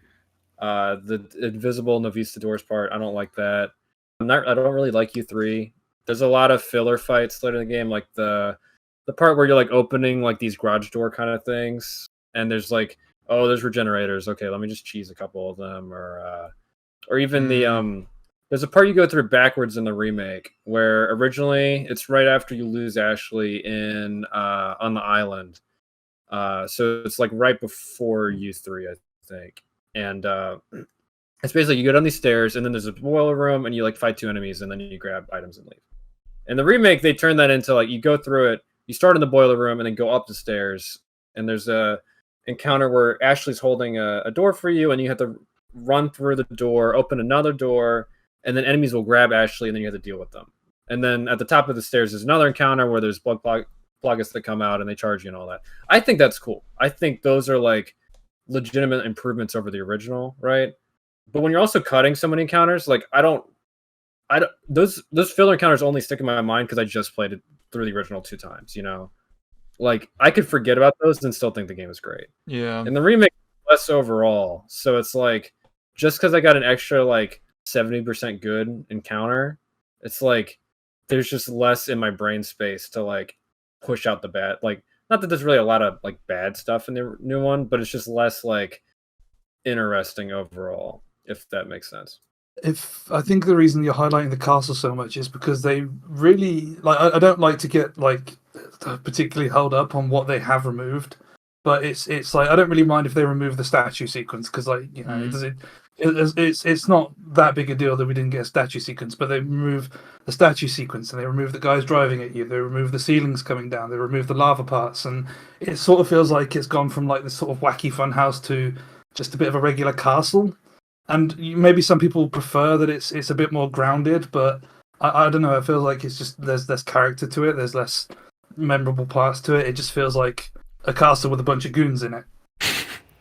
I feel like if they just focused more on the kind of openness backtracking that they have in the village chapter and put that more into the castle, like making it kind of a weird Resident Evil mansion in that way, because like in the original you kind of backtrack to the beginning of it, like you go into the castle, you meet Salazar, and then the wall closes before you, and you have to find the 3 pieces, and at the end of it all you have found all the 3 pieces, you go back, and then you have the cable car ride behind it, but it still feels like you make a like a complete arc through the whole area.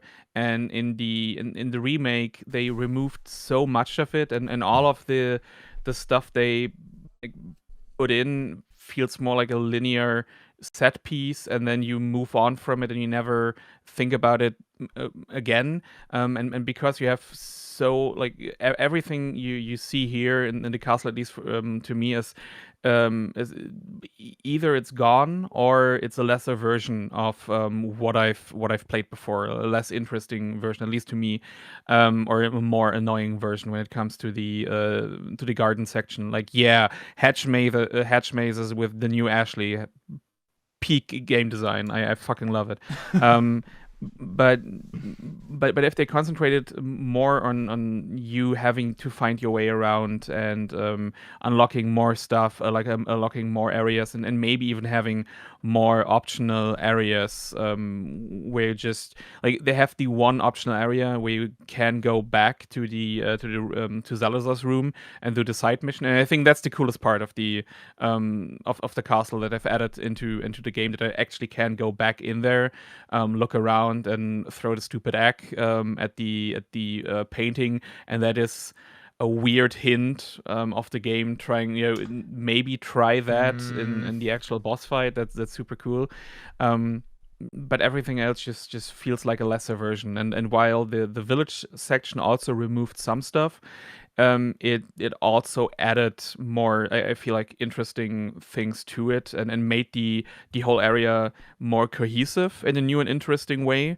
Like I was constantly thinking about, oh, okay, they changed this and this is now here, but oh, okay, you're finding Luis at the lake, but oh, it's connected now to the area, and they actually made the appearance of the dogs more consistent. Like in the original, you only if you go back to the Lago, the way you came, you get the introduction cutscene of the dogs, and there's no reason to do it in the original. And if you go to the church directly, you don't get an introduction sequence. Here in the remake, you actually do, depending on where you first meet the dogs, and the whole area feels more cohesive. And in general, like every time I replay Remake, this is the part I mostly play. Like I think the reason I played the game so much and still haven't gotten 100% on any on my systems is because like 80% of the time I'm just starting a new playthrough, playing to the village section, and then at the beginning of the castle I'm like, maybe I start a new hardcore as plus run or something, and go through the village again. And when you move onto the island, it just becomes like this onslaught of giant rooms with like game throwing so much shit at you, and instead of like the one room I wish they would just remove, they made it even worse. The fucking turret section at the end, where it's like that's the worst room for me in the original, where it's like for some reason Mikami just likes putting zombies with guns into his games. It's like one of the of the things I don't really like in the Evil Within. And then the turrets always fuck me up, and I never found a good way to make the room interesting.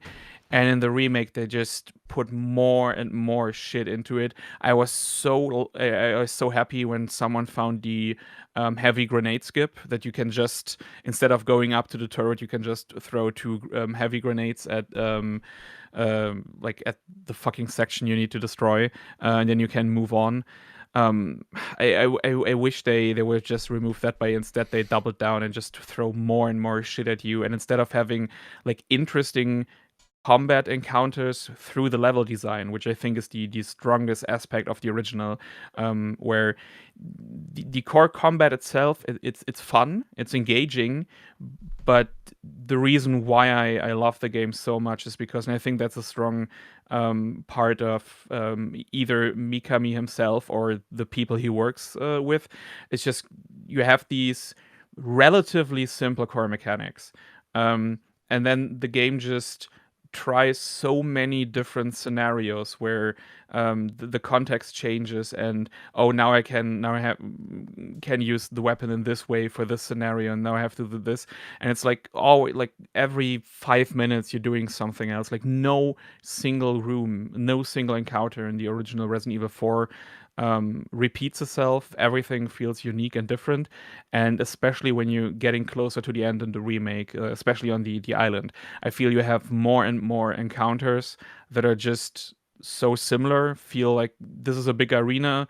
Now the enemies come, and I just get so sick of the island. Like every time I replay the game, it's like, oh fuck, just remove chapter 15, please. I don't want it anymore.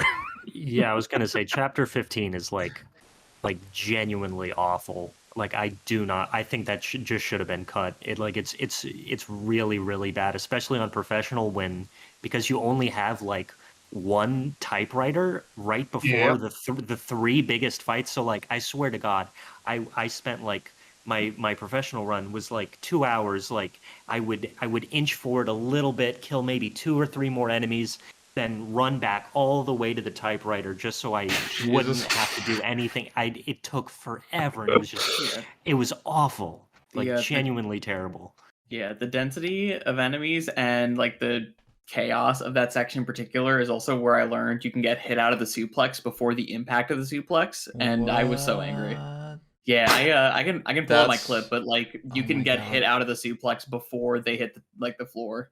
That's like 0 out of 10. Capcom Osaka canceled. Like, yeah, fuck, dude.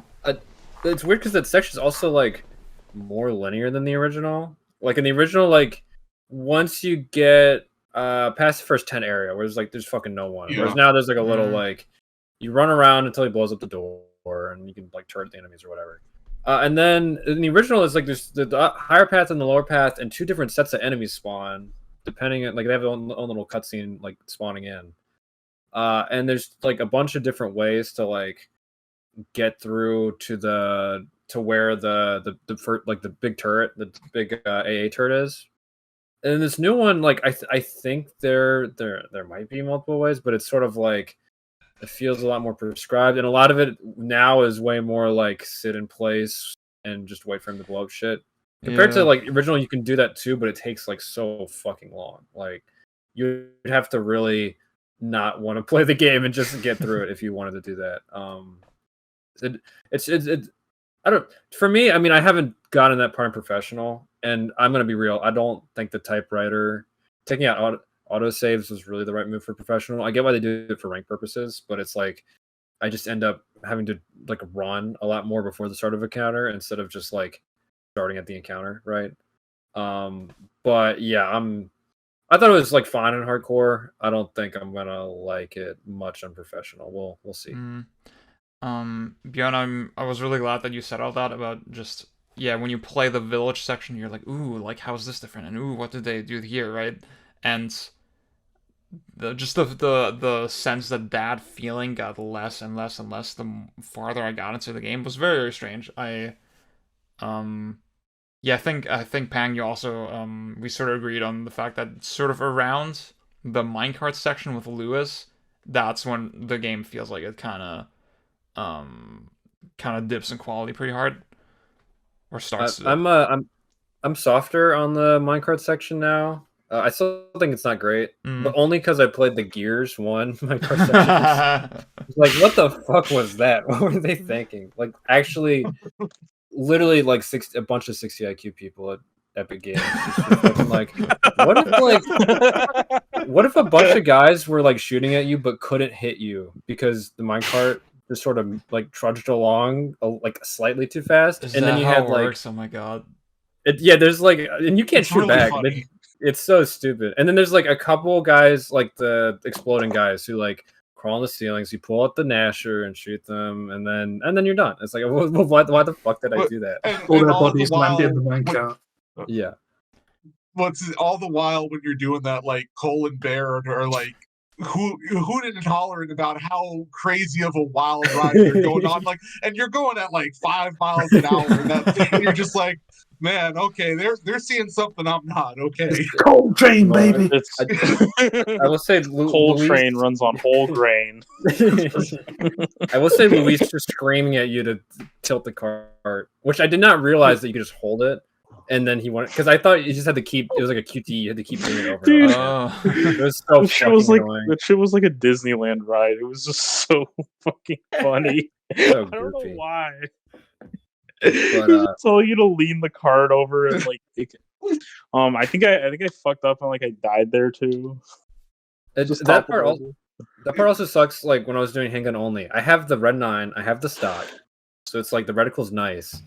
And then for whatever reason, I'm using Luis's Red 9. It's like, how is he so good in this game? Like I'm imagining the AI playing with that reticle. Like nah, you're cheating, bro. Like I'm trying to use it. It's so bad in that section. So actually, a weird thing about the Red 9 in the minecart segment is that when the reticule is like fully bloomed, if you're just like mashing the shoot button, as long as the thing you want to hit, like the enemy or the minecart, is in the super bloomed out reticule, it'll hit them 100% of the time. So it really doesn't matter how bad the reticule is in that segment.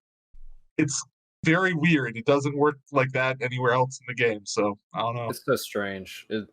It's like, I don't know. It's definitely worse than the original, where that's like a legitimately super interesting combat encounter in terms of like positioning in the cards that part and dealing. Is adorable in the original. Yeah, like it's one of like, to me, the highlight. Oh my god, especially during the fucking, like I mentioned earlier, that was when in my no merchant run I was super low on ammo, and I had to do everything up to the Dr. Salvador's knife only, and that's when I had to learn how to do projectile deflection. I was like, oh my god, this is insane. And then in the remake, it's just like, oh, okay, I'm just gonna, and for that to be in a chapter with also the El Gigante fight, that also got turned into like, like, because in the original it's like you drop one and then you fight the other, which is like not that interesting, but it's like whatever, we fight it again. The new one, it's like, oh, you flash grenade the first one over the pit, then you drop it in, and then you just run around until he picks up the dynamite, and then he puts on the guy, and you shoot the dynamite while he's over the pit, and then you just drop him in. It's like, this might as well have just been a cutscene. Like, but then again, like the thing about the original, it like was not that interesting either, especially by that point when you have like way better weapons. So I love the stupid control panel that they have in like the middle of the El Gigante, the double El Gigante arena, because they don't know how to walk around that fucking thing, and it's just like, why did they put a big control panel that sticks out of the ground in the middle of this arena if you didn't program the enemies to like have any real way of dealing with it? Like, you can just kind of bait them around it like it's a table. They don't know what to do. Yeah, 100%. It's like it's almost it was sort of a non-issue in the first game, except on Non-Merchant where it was a fucking nightmare. And then and this one, it's like really. I mean, handgun only, no flash. It was like, oh well, now I just have to like shoot him only when he's over the pit, so I make sure he kneels on it.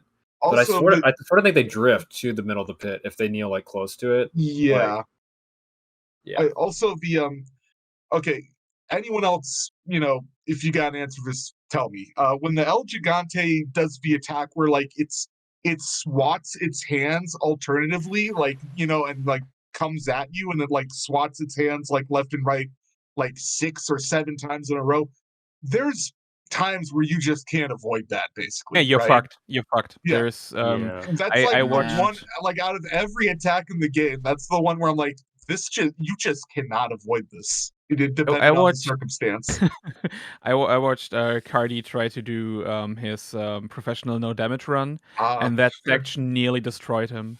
Like the two El Gigante find like nearly destroyed him. It was so it was kind of funny to watch him see go through this this pain. But like if the game decides that you're going to get hit, you're going to get hit. There's no way if the enemy locks onto you, you can be as far away from him as you want. There's no way sometimes to avoid damage. Like it's so fucking frustrating. I mean, like in the original, like El Gigante is like depending on where you on where you are and how you move, like you can get into a situation where you're fucked. But recently playing through that fight and because like on Nintendo it was constantly freezing, I've basically fought him like 30-40 times or so like in the past 2 weeks. And that fight is that fight is, if you do it correctly, it's 100% consistent. And in the remake, sometimes just like if the game wants you to get hit, you're getting hit, and in the double El Gigante fight, it's even worse. Yeah, that was one of the biggest like reality check moments with like going back, like doing that fight in the remake and then going back to the original, where like the hitboxes in the remakes is so massive, and like whereas in the original, if like you're in the way of an attack, you can just back up like 1 inch and the swing will miss you, and it feels so like so much more tame by comparison. But it's like, it's still like an engaging fight. I don't know. Original RE4 is a fighting game, and the new one is like Dark Souls. That's how I'm looking at it. Right. So true. Yeah. I did. I was going to say. Oh, go ahead. No, the whole section with Luis really feels like a Naughty Dog section. Like it doesn't really feel like like from when you meet with him in the mines to like the Salazar fight. Like even the Salazar fight feels like it needs to last long enough for him to go through his monologue, more so than any like skill check on your part. But for me, it was like the reason that felt like such a declining quality was, I think I was joking with Hot Pocket, this game feels like the Zero Ranger of third-person shooters, where it's just like grafting in all these different pieces of design, and it was like, okay, well, Naughty Dog obviously needs its moment in the spotlight, so we're going to have this thing where we're going to have gameplay in so much as it's like a content delivery vehicle. We're gonna make sure that like you have like an emotional reaction to Luis's death, and the way we're going to do that, the way we're going to visualize that, is you're going to have like a prompt that only appears one time where he gives you ammo, so then his death will be extra impactful. I kind of like that. I'm sorry. Sometimes that prompt just doesn't show up at all, like in a whole playthrough. It's like I don't know. Yeah. I don't think I saw it in my first playthrough. So like when I did end up seeing, I'm just like, what the fuck did I miss something? Like, why is he offering ammo? And there's no animation or anything. Like it just kind of boop, just ammo pops up in your inventory. It's like I don't know why would they bother? He does that in this game. I remember him doing the original. Yeah, he does it in the original, but it like I don't know. He has an animation. It's not great, but he has an animation where he like. He jazz hand tosses some ammo to you, it's like, okay, that's something. He doesn't have any, I don't think he has any animation for it in the remake. I did want to just say, because I know we're probably winding down. Yeah. I didn't, because I think I agree with Grin. Like the village is like by far the best part of this game. I think, and it actually, I think probably is the one section that benefits from being like a little fluffier compared to the original, where it's like the village is awesome, but it should take you like an hour or like an hour and a half if you're like a competent player compared to the rest of Yeah. the game, which is like a lot longer. But I just really want to highlight the new cabin fight is like So phenomenal. sick. Like the more So I play sick. it, Oh. it's the one time that, because this game is so obsessed with like the phased encounters where because there's like you fight enemies for a certain amount of time, or you run on the clock and the next phase comes in and so on. And the cabin's like one of the few times the original that they actually, the original actually does that, like that in the water room, and probably like a couple others I can't remember. But the original, it felt like you sort of just like you fight downstairs for a while, and then they put ladders up, so then you go fight upstairs and just knock the ladders down, and you get like so many iframes during the ladder knockdown that you're just sort of running back and forth, and you're not like at a lot of risk getting hit. And the remake, not only making you board up the windows downstairs and like navigate into the cesspool to try to like find just enough space to slot it in, and then running upstairs, putting the putting the second ladder in this like choke point, which makes it just way more dangerous to like keep tabs on, right? Because going in there can get you locked in. And then having the downstairs then have like one of the windows open back up from a bullhead guy coming in, just like mwah, like oh my god, all of the like this made like routing in that section just so much more interesting second to second, because it's one of the few times where it's like it actually feels so claustrophobic. Even though there's more routes around, it also gives the enemies more room. I mean, just adding that ladder up to the second floor to like remove that stair choke point is like, it's such a simple addition, but what it does to like making the upstairs like way more dangerous is like really impressive. So I think kudos to I think there's a lot of great additions they made to the village section in terms of all those encounters, but cabin fight just wow, like props to you, Capcom. That shit fucking rocked. Oh, sorry, yeah, Evan. It's just I didn't notice this until like maybe a week ago, but did you guys know that when when you're like encouraged to go to the second floor during the cabin fight, enemies can enter from the first floor through the chimney. They roll out of the chimney. I shit you not. That's awesome. That's crazy. It's so fucking sick. Yeah, I was just gonna say I love. Oh, sorry, Bjorn, yeah. No, I just I love that like was said before, you don't really have an incentive to go back down in the original. Like it's kind of like, okay, here's the first section, here's the second section, and that's totally fine. Like it's a different part of the fight, and you have to kind of feel your way around and see how are you dealing with all the ladders being propped up and then the enemies coming up the stairs. But I really love when I found out in the remake when the bull enemy comes up, and it's just like, okay, this is total chaos. How am I supposed to do this, and when I'm not being able to stun him in a corner or something? And then when I got the cutscene for him entering, I just jumped back down, and then I had this whole room to fight him while still being like having to deal with the other enemies coming there. But it's just like the game actually has an incentive to go back down and do the fight there, and it's just your decision if you want to stay upstairs and then kill the enemies there. I'm not sure what the trigger now is for the fight ending. Is it still like the original is 30 enemies have to be killed? When you have killed 30 enemies, the fight instantly ends. I'm not sure if it still feels like it's dependent on the enemies you kill, but I'm not sure how many. Not sure if any of you know this. So I might be mistaken, but I'm pretty sure that in the first phase you have to kill 7 enemies, and then that's when they start dropping in the boards.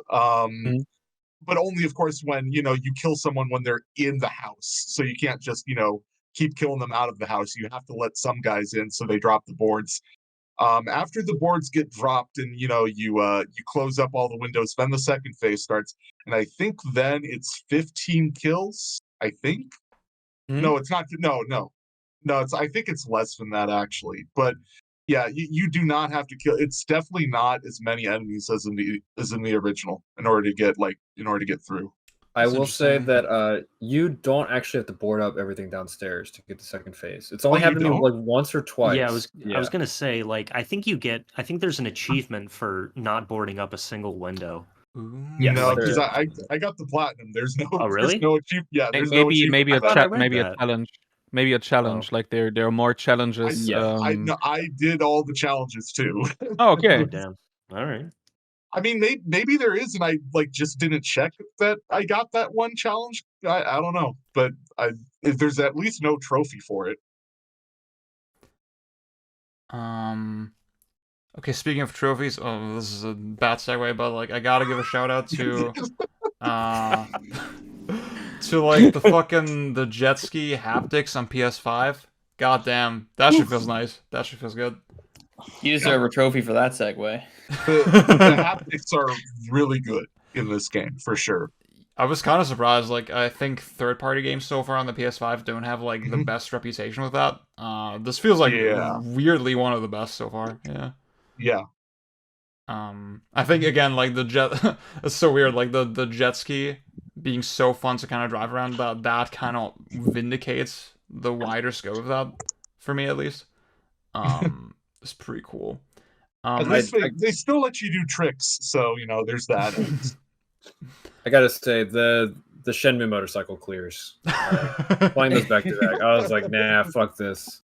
I want hang-on controls, not this namby-pamby. Capcom, not on that shit. Capcom, not a very fucking arcade racer pilled company. I'm realizing. We got like what Auto Modelista. That was like way after the craze. Yeah. And that's not really. It's like I don't know. I've never played it. It seems like a fine, like mid-range, not quite arcade, not quite sim kind of game. It looks like the Wind Waker of racing games. There should have been more water, so we could cover for each gen. Always surprised to find out that Itsuno made that game.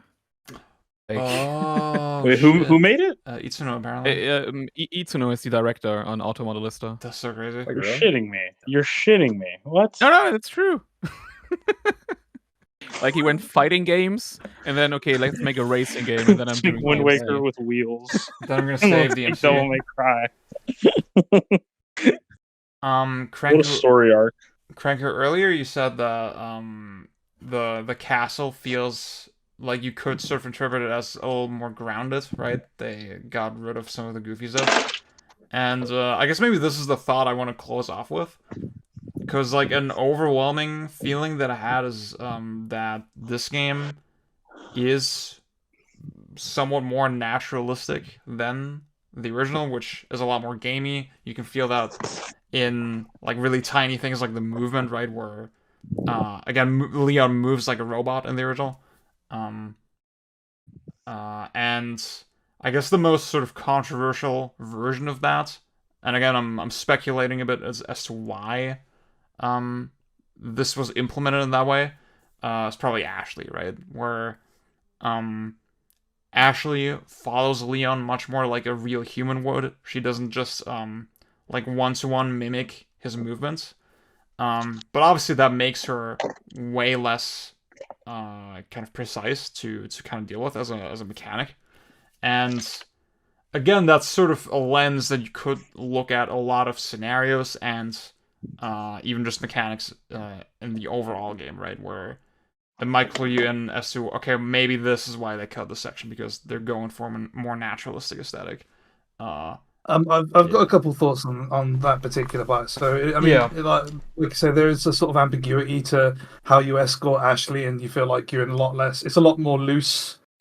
But I think what they're trying to sort of get across is that, like, they put a lot of effort into improving Ashley's character so that she's not just a damsel in distress, but she has these few moments where she has a bit of competency. She shows some help and some initiative. She shows this emotion where she sort of breaks down from stress and she has to bring herself back up, be brave. She has these bonding moments with Leon. So I think, like, yeah, they tried to make her more of a real person, like, just from moment-to-moment gameplay. And, like, I was watching a video recently, and it was an old tropes versus women in video games video, where it was described that people felt this resentment towards Ashley back in the day. And I don't know if I necessarily agree with that. I think people would point to Ashley as an example of an escort quest that they enjoyed, and partly because I think that she would very fastidiously follow orders to stay put or follow right behind you, or you just shove her in a dumpster ahead of time. And like that sort of thing does sort of happen with the lockers, but it feels a lot less like an organic decision that you make as part of as a player, and more a sort of contrivance that the game just tells you to do so that she doesn't interrupt the Chainsaw Sisters. So it's a bit of a give and take overall. I don't think the gameplay with Ashley is bad, but I do think it's a lot more loose and less involved. And considering the improvements made to her character and the little moments of relationship building and dialogue that she has with Leon, I kind of wanted to have more meaningful interaction with her from a gameplay perspective to complement that. Yeah, this is totally anecdotal, but I can't help but feel that when people talk about old Ashley, they're sort of they're describing memories that they think they have. They're like remembering in a way that feels like it should be correct, you know? Like Ashley in the original feels like she should be annoying, and that's why you remember it being annoying, even though I think we all agree it's not like that at all. Well, No. I think this remake proved that a lot of people did like Ashley. Like, I think people get sort of waylaid by this idea of like the way people thought of Ashley was how a bunch of fucking nerds and GameFAQs thought about her 15 years ago, but it's not really true. It's At least I don't think it's true. It's interesting that and maybe this is just like my personal. I mean, this is very like once again, it's like the capital V vibes part. It's very like your mileage may vary, you know. But there's a part like right at the end. We're talking like chapter 16. You go back where you have like having the hallucination, and you do like the piggyback thing. So she'll put down the ladder. She's like, I'm getting good. Or no, sorry, Leon's like, you're getting pretty good at this. And she's like, I know, right? We should be a team, blah, blah. It's like, to me, that almost just reads it like condescending in a way, right? Leon does have some sort of condescending moments like that, I think. They couldn't really figure out a way for her to actually be like I mean, she can't really be like helpful in that way. And this is a strange comparison because I really do not like these segments, but The Last of Us had these very similar kinds of things, right? Where, you know, you're having to get Ellie to help you. And there's never a sense, I mean, and part of it's because that game's a lot less cheesy, right? You know, for better or for worse. I'm not saying I like the story in the game, but it's very much like you actually develop a sense of cooperation, and it helps that like Ellie actually helps you in the fights, right?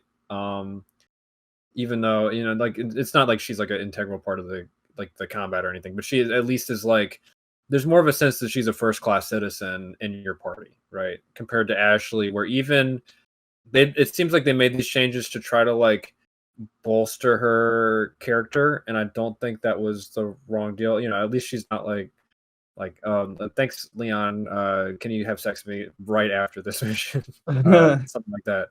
But at the same time, it's like, I'm not saying they shouldn't have taken the step, but it does feel like a half step. I don't know what they would have done to like actually make her mechanically integral in a way that she did feel like a first class like citizen in your party, but I don't think making her the dedicated like context sensitive piggyback workhorse was really necessarily a way to like make her seem more important as a character, especially when in the first game, like in the original, she drives the fucking bulldozer. Like, hello, like they stripped that section out, and then now she's literally just like, wow, we should be a team. Look, I can do all these ladders and I can pull these switches for you. It's like, what happened to that Ashley? Like, you know? Oh, she drives the wrecking ball in the remake, and they have a little conversation about it, don't they? Yeah. The section I always skip now. yeah. They made that the skippable section. It's like they must hate Ashley under the hood. But no, you are right. She just drive it during that section. But she technically can drive it in the original too. I mean, that's how I usually play it, where she's she's pulling the lever at least, you know, like but you're right. They make it much more clear that like that's her role in this, right? So, you know, and I appreciate that. But am I tripping? Or I think it was possible even in the original to like not even have Ashley go in the pit with you. I think you can enter that arena just by yourself and she can like stay sort of on the edge where she's not vulnerable. Is that real? I think it's possible, but this it's kind of I think it was kind of a bug in the game. Like you have to do a specific setup. Yeah, I feel like if you just tell her to wait and then you jump down, I feel like that works. But I don't know. I don't remember. Like nowadays I do this section with like two flash grenades. Like if you perfectly wait for the group of enemies to appear, you can flashbang them all. Then wait for the for the wrecking ball to go back, hit the lever, and then flash them again. But I think it's possible to have her stay, but I remember it being kind of a bug in the game, but I'm not sure. I've seen in some run of the game, I don't know if it was a speed run or not, but I've seen her stay on that ledge and not jump down. So it's a thing. It obviously not intended though. Bjorn, you made like a whole dedicated video, obviously in German, but about about Ashley in the remake. Yeah. So do you wanna? Is there anything you wanna say?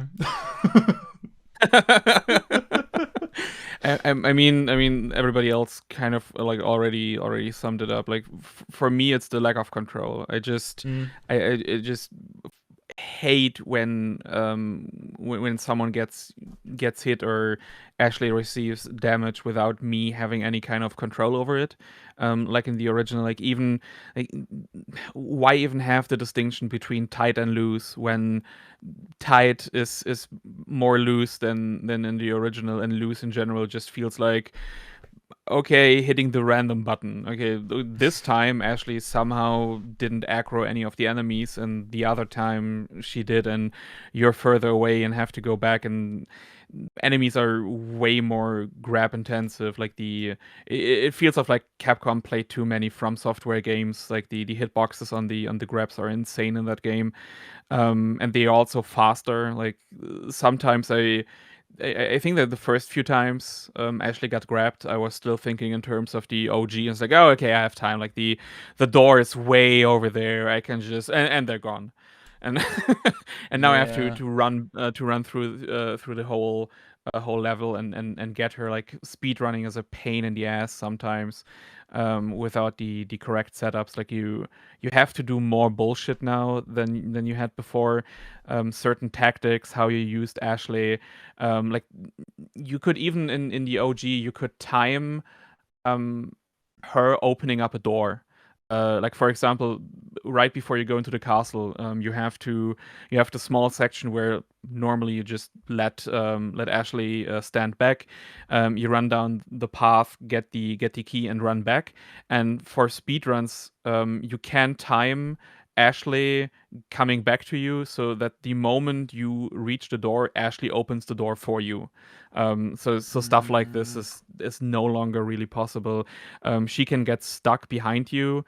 Like in the original, she was so close to you that even going through windows and through doors, Ashley would always be behind you before the door closes again.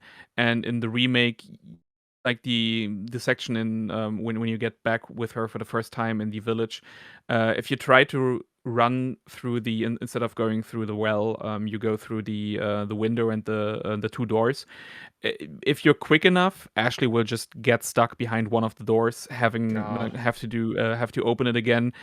And then she's so far behind, it's random luck whether she gets grabbed or not. Like I've tried to do that section so many times on professional, just speed running it, and it felt so inconsistent. And one time she just had no problem going through all of the enemies. So like even not being able to catch her. Like I know people are annoyed that I have to stop and I have to press the button and then the cutscene plays and then yada yada yada yada.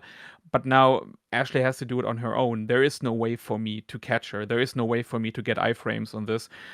So I have to I'm complete out of control and have to like either kill all of the enemies in the section beforehand or just pray that this somehow works this time. And it's just yeah, it's a lot more unpredictable, a lot more imprecise, and even like I know they wanted to get rid of the health bar to make it easier, but they just made it more difficult. Like Ashley, like if you, I think one of the reasons why so many people have problems with the start of the castle, is that in the original, if Ashley got hit by the catapults, she either died because your difficulty modifier was too high at that point, or you were playing on professional. But if she survived, you could just keep running. She would catch up, and you could heal her back.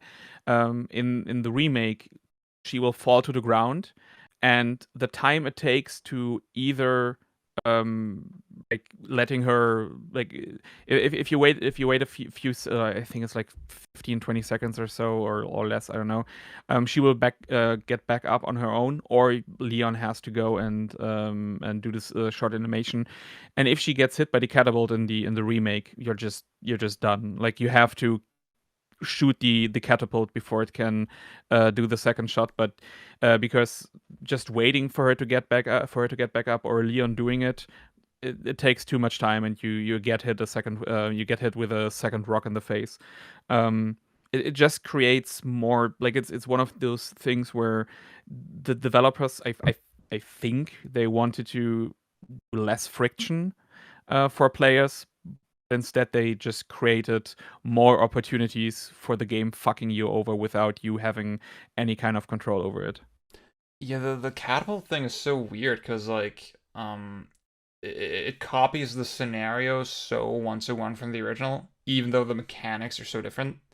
And I feel like you would naturally think, yes, it's not going to work that way, right? And now we're here. I guess, like, yeah, just the fact, I guess you could almost describe Ashley in the remake as a more experiential mechanic, right? As something that you have just way less control over, and that has a justification in the scenario, like the setting and all that, more than anything. This it's a bit of a dirty word, but, like, I guess you could also look at it in the loose versus tight dichotomy, where the remake in some ways feels like a looser game, right? And in some of those ways I really like it, right? I like the fact that, for example, when I jump down a building, it doesn't feel like a canned sort of paired animation. It feels like I'm actually jumping down a building. I feel like in those kinds of ways, it's neat to have a version of RE4 that's sort of like this, and I feel like complements the original very well in that way. But the imprecision resulting from that really makes me way less interested in, like, putting a lot of time into it. Yeah.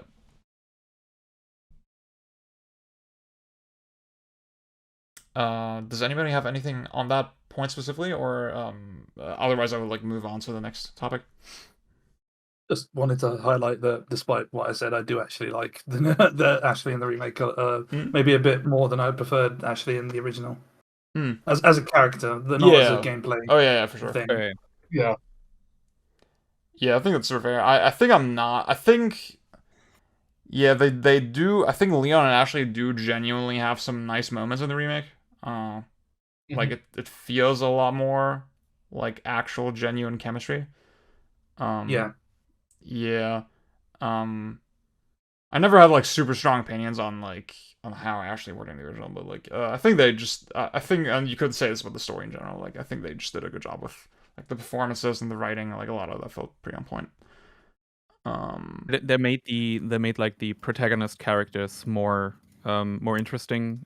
Gave them, like, especially Luis, like, the whole backstory you can find him in the through the notes, where he's like, the cabin you find him in is the one where he lived with his grandfather before, like, the whole, like, kind of cringy dialogue he drops is all based on him, like, really falling in love with, like, characters like Don Quixote, and it's so well fleshed out, and then some characters, like, completely fell to the wayside. Like Sadler, for instance, feels so much less like the main bad guy and a threat because they cut all of the all of the dialogue between him and Leon that you had throughout the game. And so now it's just like, oh yeah, there's a Sadler. He's the big bad guy. You have to defeat him, even though like Krauser feels more like a main antagonist this time around. 100% dropped the ball on Sadler. I mean, they dropped the ball on Salazar, and I mean, I think Krauser to an extent as well. I mean, Salazar, what happened to my little Napoleon boy? Like, what did they do to him?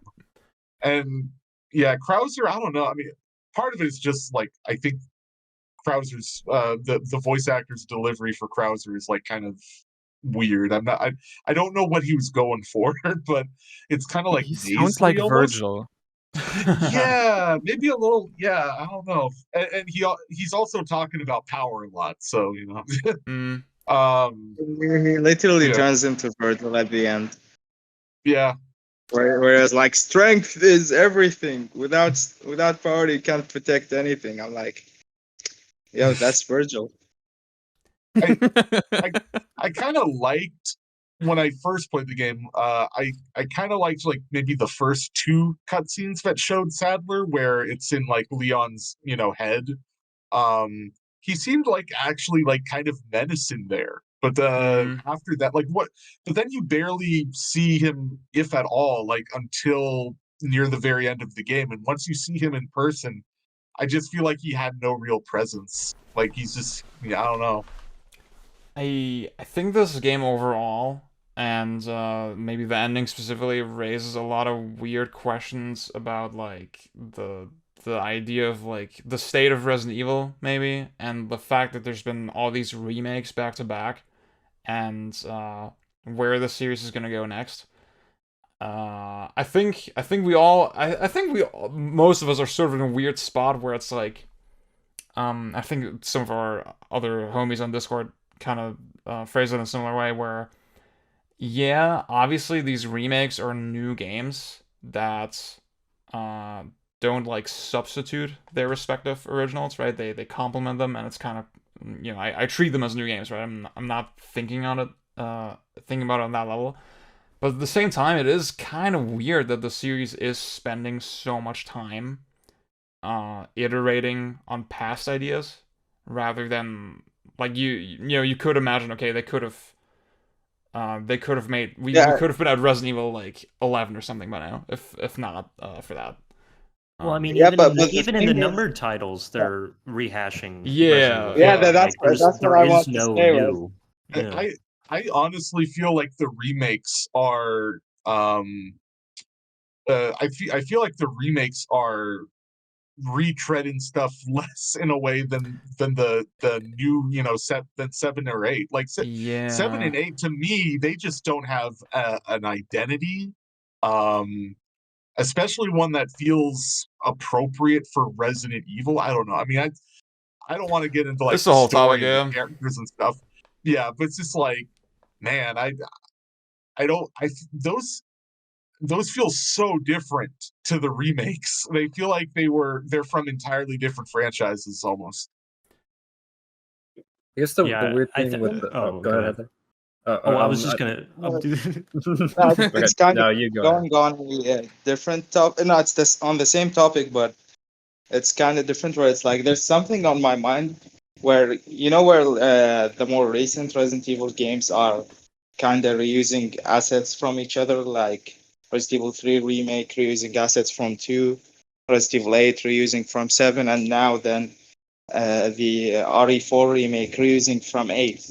So it kind of got me thinking, did they so when they made Resident Evil 8, they already got Resident Evil 2 and 3 remake out. So when they reused the assets of Village on the 4 remake, I was like, did they specifically intentionally make Resident Evil 8 in a village because they knew they would for example, want to make a Resident Evil 4 remake? That's a big So they can brain reuse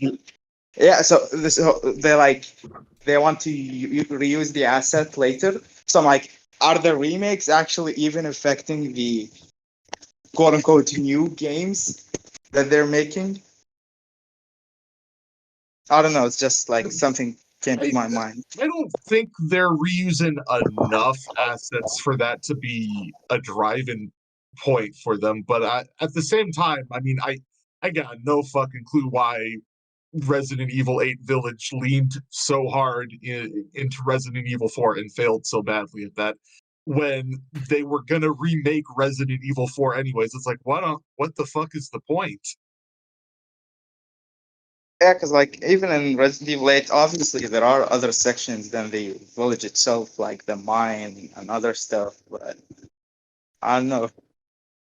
Yeah. But like we're like saying, oh, if they were not like making their remakes, we'd be like getting more new Resident Evil games. Like I don't know, Resident Evil 10 or 11 would be out like that. But just like Heather said, they're not really like making something new.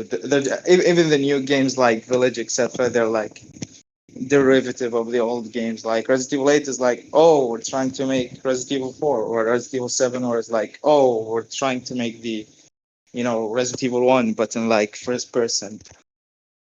So yeah. All I know is that because we know 5 is getting teed up by the end of this, which is like, I guess them also shoving separate ways in there.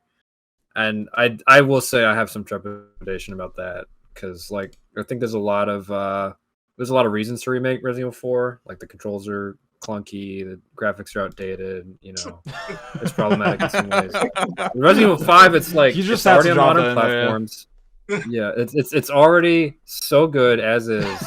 Like, I mean, like just go buy it. It's like it looks like a new game. Why are So they remaking? fucking I true. don't know. So, I don't know. I will Do you say think- it'll be so awesome to play a version of Resident Evil 5 that has a single player mode because I love that game. But like the fact that the only single player mode in there is Mercenaries is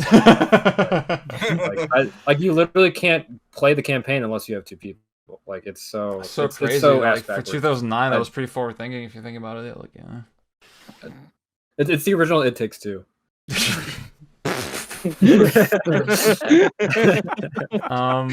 I guess like on a serious note, like something about the idea of an RE5 remake feels so absurd. Like you can't even conceptualize what it's gonna look like for some reason. No. And I guess to be honest, like He's gonna play like 4. yeah, I mean to be fair, I had the same feeling with the 4 remake. I was like, what are we gonna do?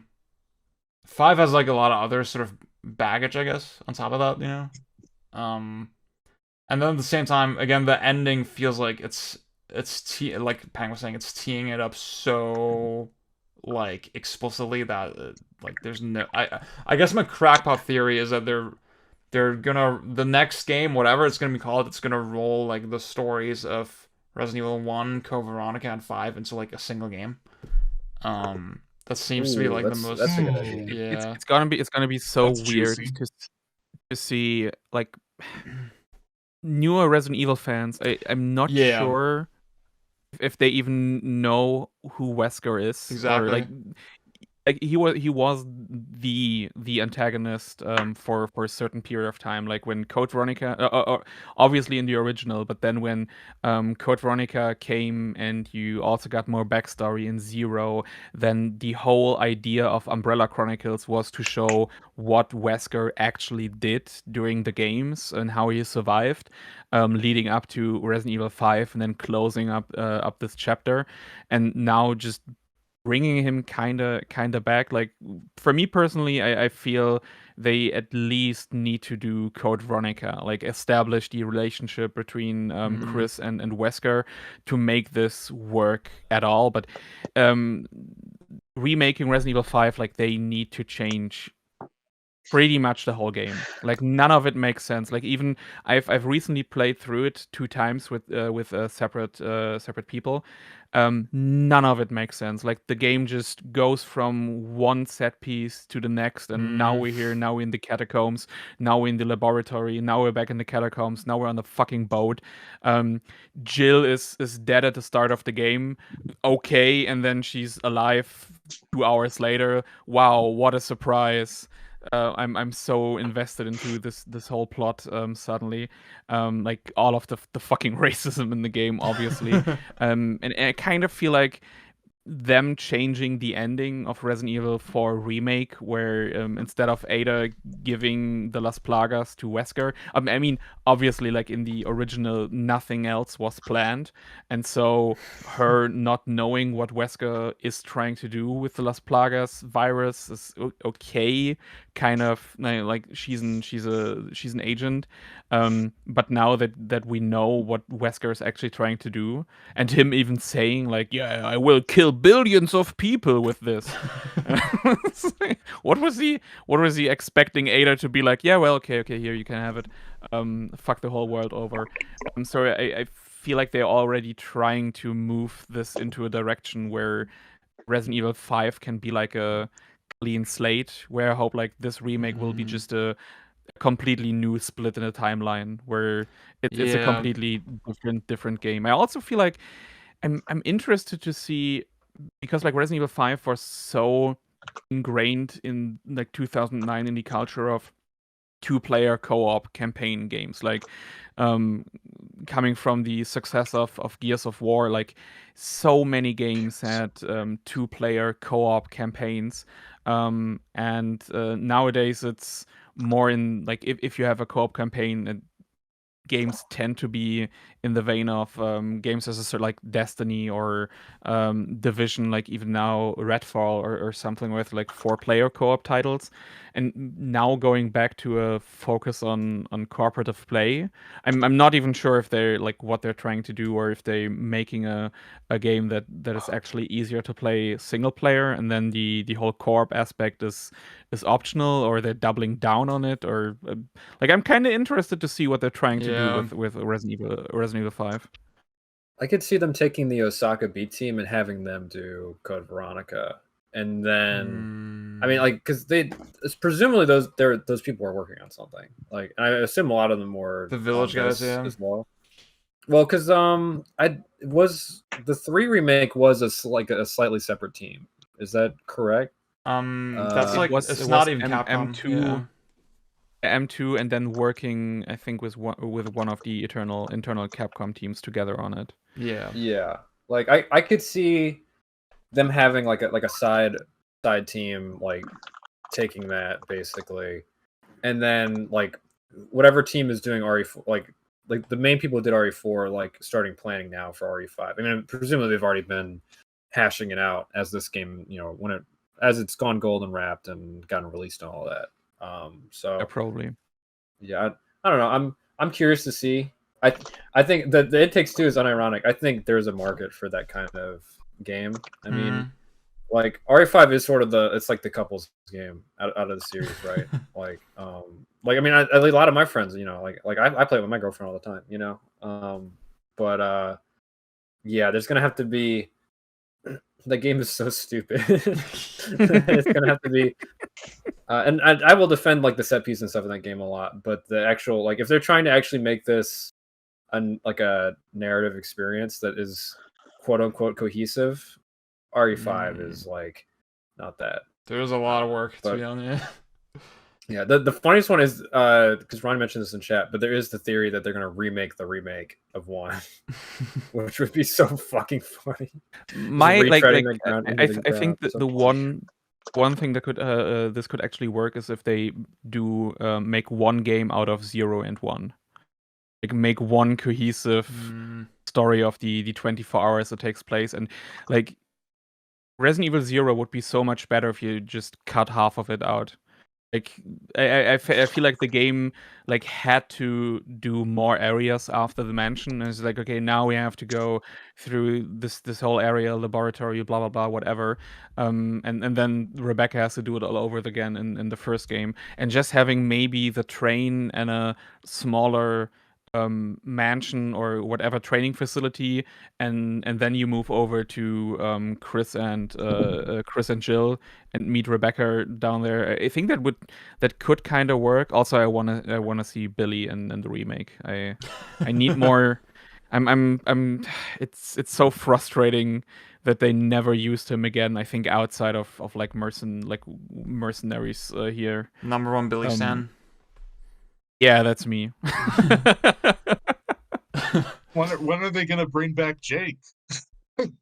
Dude, so true. Oh my god. Like Jake and Sheva, like the most goddamn dirty characters, honestly, in the Resident Evil canon. Come on. Jake was the one good new character in 6. Yeah.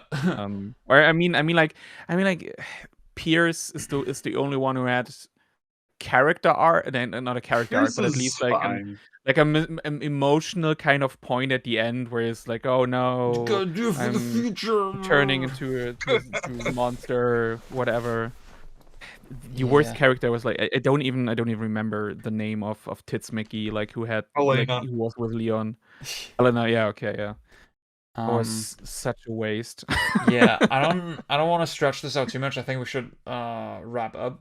I guess I'll just say obviously the co-op is such a like integral part of RE5's identity, but those first couple trailers where it was solo Chris, those were kind of sick. They had kind of a vibe to them, kind of a I don't know, just a like a danger and like ooh, I'm fucking on my own. I'm hunting Wesker, right? Like this man on man aspect of it, I guess is sort of appealing to me. If they sort of find a way to maybe appeal to both of those sensibilities, to both the co-op part of my brain and the solo single player thing, I feel like that's kind of what I want. Are they really gonna just let Chris by himself punch a bunch of black people? Yeah, that's the problem with it. That's about that. That's really the problem. Yeah. I thought you were going to say Boulder, to be honest. Any final thoughts? Anything else we should I mean, go that would be a hell of a point to end on. So maybe someone else speak of. Yeah. See you in 2029 when we're talking about the RE6. There was something really funny in chat right now that I'm not gonna read, but yeah. Sorry. Even like them trying, to remake Resident Evil 5, and they're obviously gonna try to make it a more story-focused game. It obviously brings the Boulder Punch scene in mind, but I think they're not going to remove it because Heisenberg mentions it in the Resident Evil 8. That's canon, yeah. Like in his stuff. Yeah, so I'm like, they're not really gonna be able to remove it. The best, and when I say best, I mean the only good part of Resident Evil 5's story is the dumb rivalry with Chris and Wesker, and I just can't imagine it being anywhere near as fun in a remake. Like they're gonna recast the characters, obviously. They have to for Wesker for reasons we don't need to go into probably.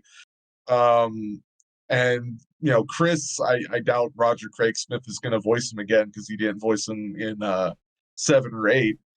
So yeah, it's like I don't know, like at that I feel like Resident Evil 5, I mean, if you aren't even gonna have the Wesker versus Chris like cheesy stuff, it's like I don't know what you're gonna even keep that's gonna make it a worthwhile venture, like I don't know. I find it kind of hard to believe that we're gonna get a Resident Evil 5 remake that even has like anything really going for it that was good about the original.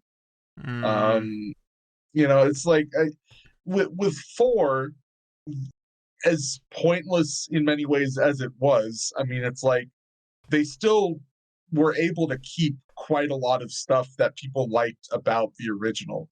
Whereas with Resident Evil 5, I mean, the co-op, I don't know how they're gonna do that. I don't know how they're gonna do the story, and I mean, they're gonna have to do something about the questionable elements of the game. It's like it just seems like an awful lot of work.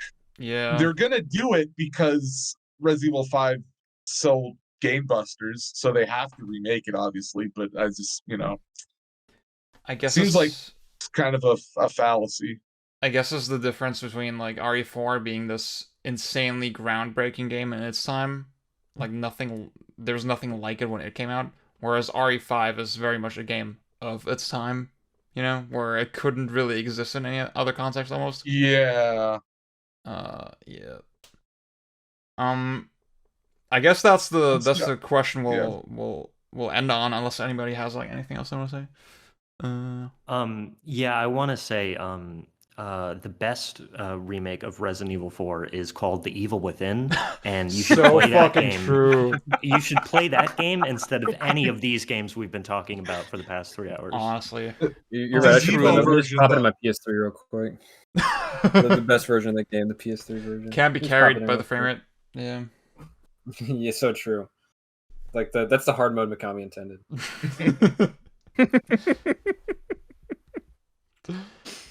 All right. Thank you for listening to Beach Gen Game Club.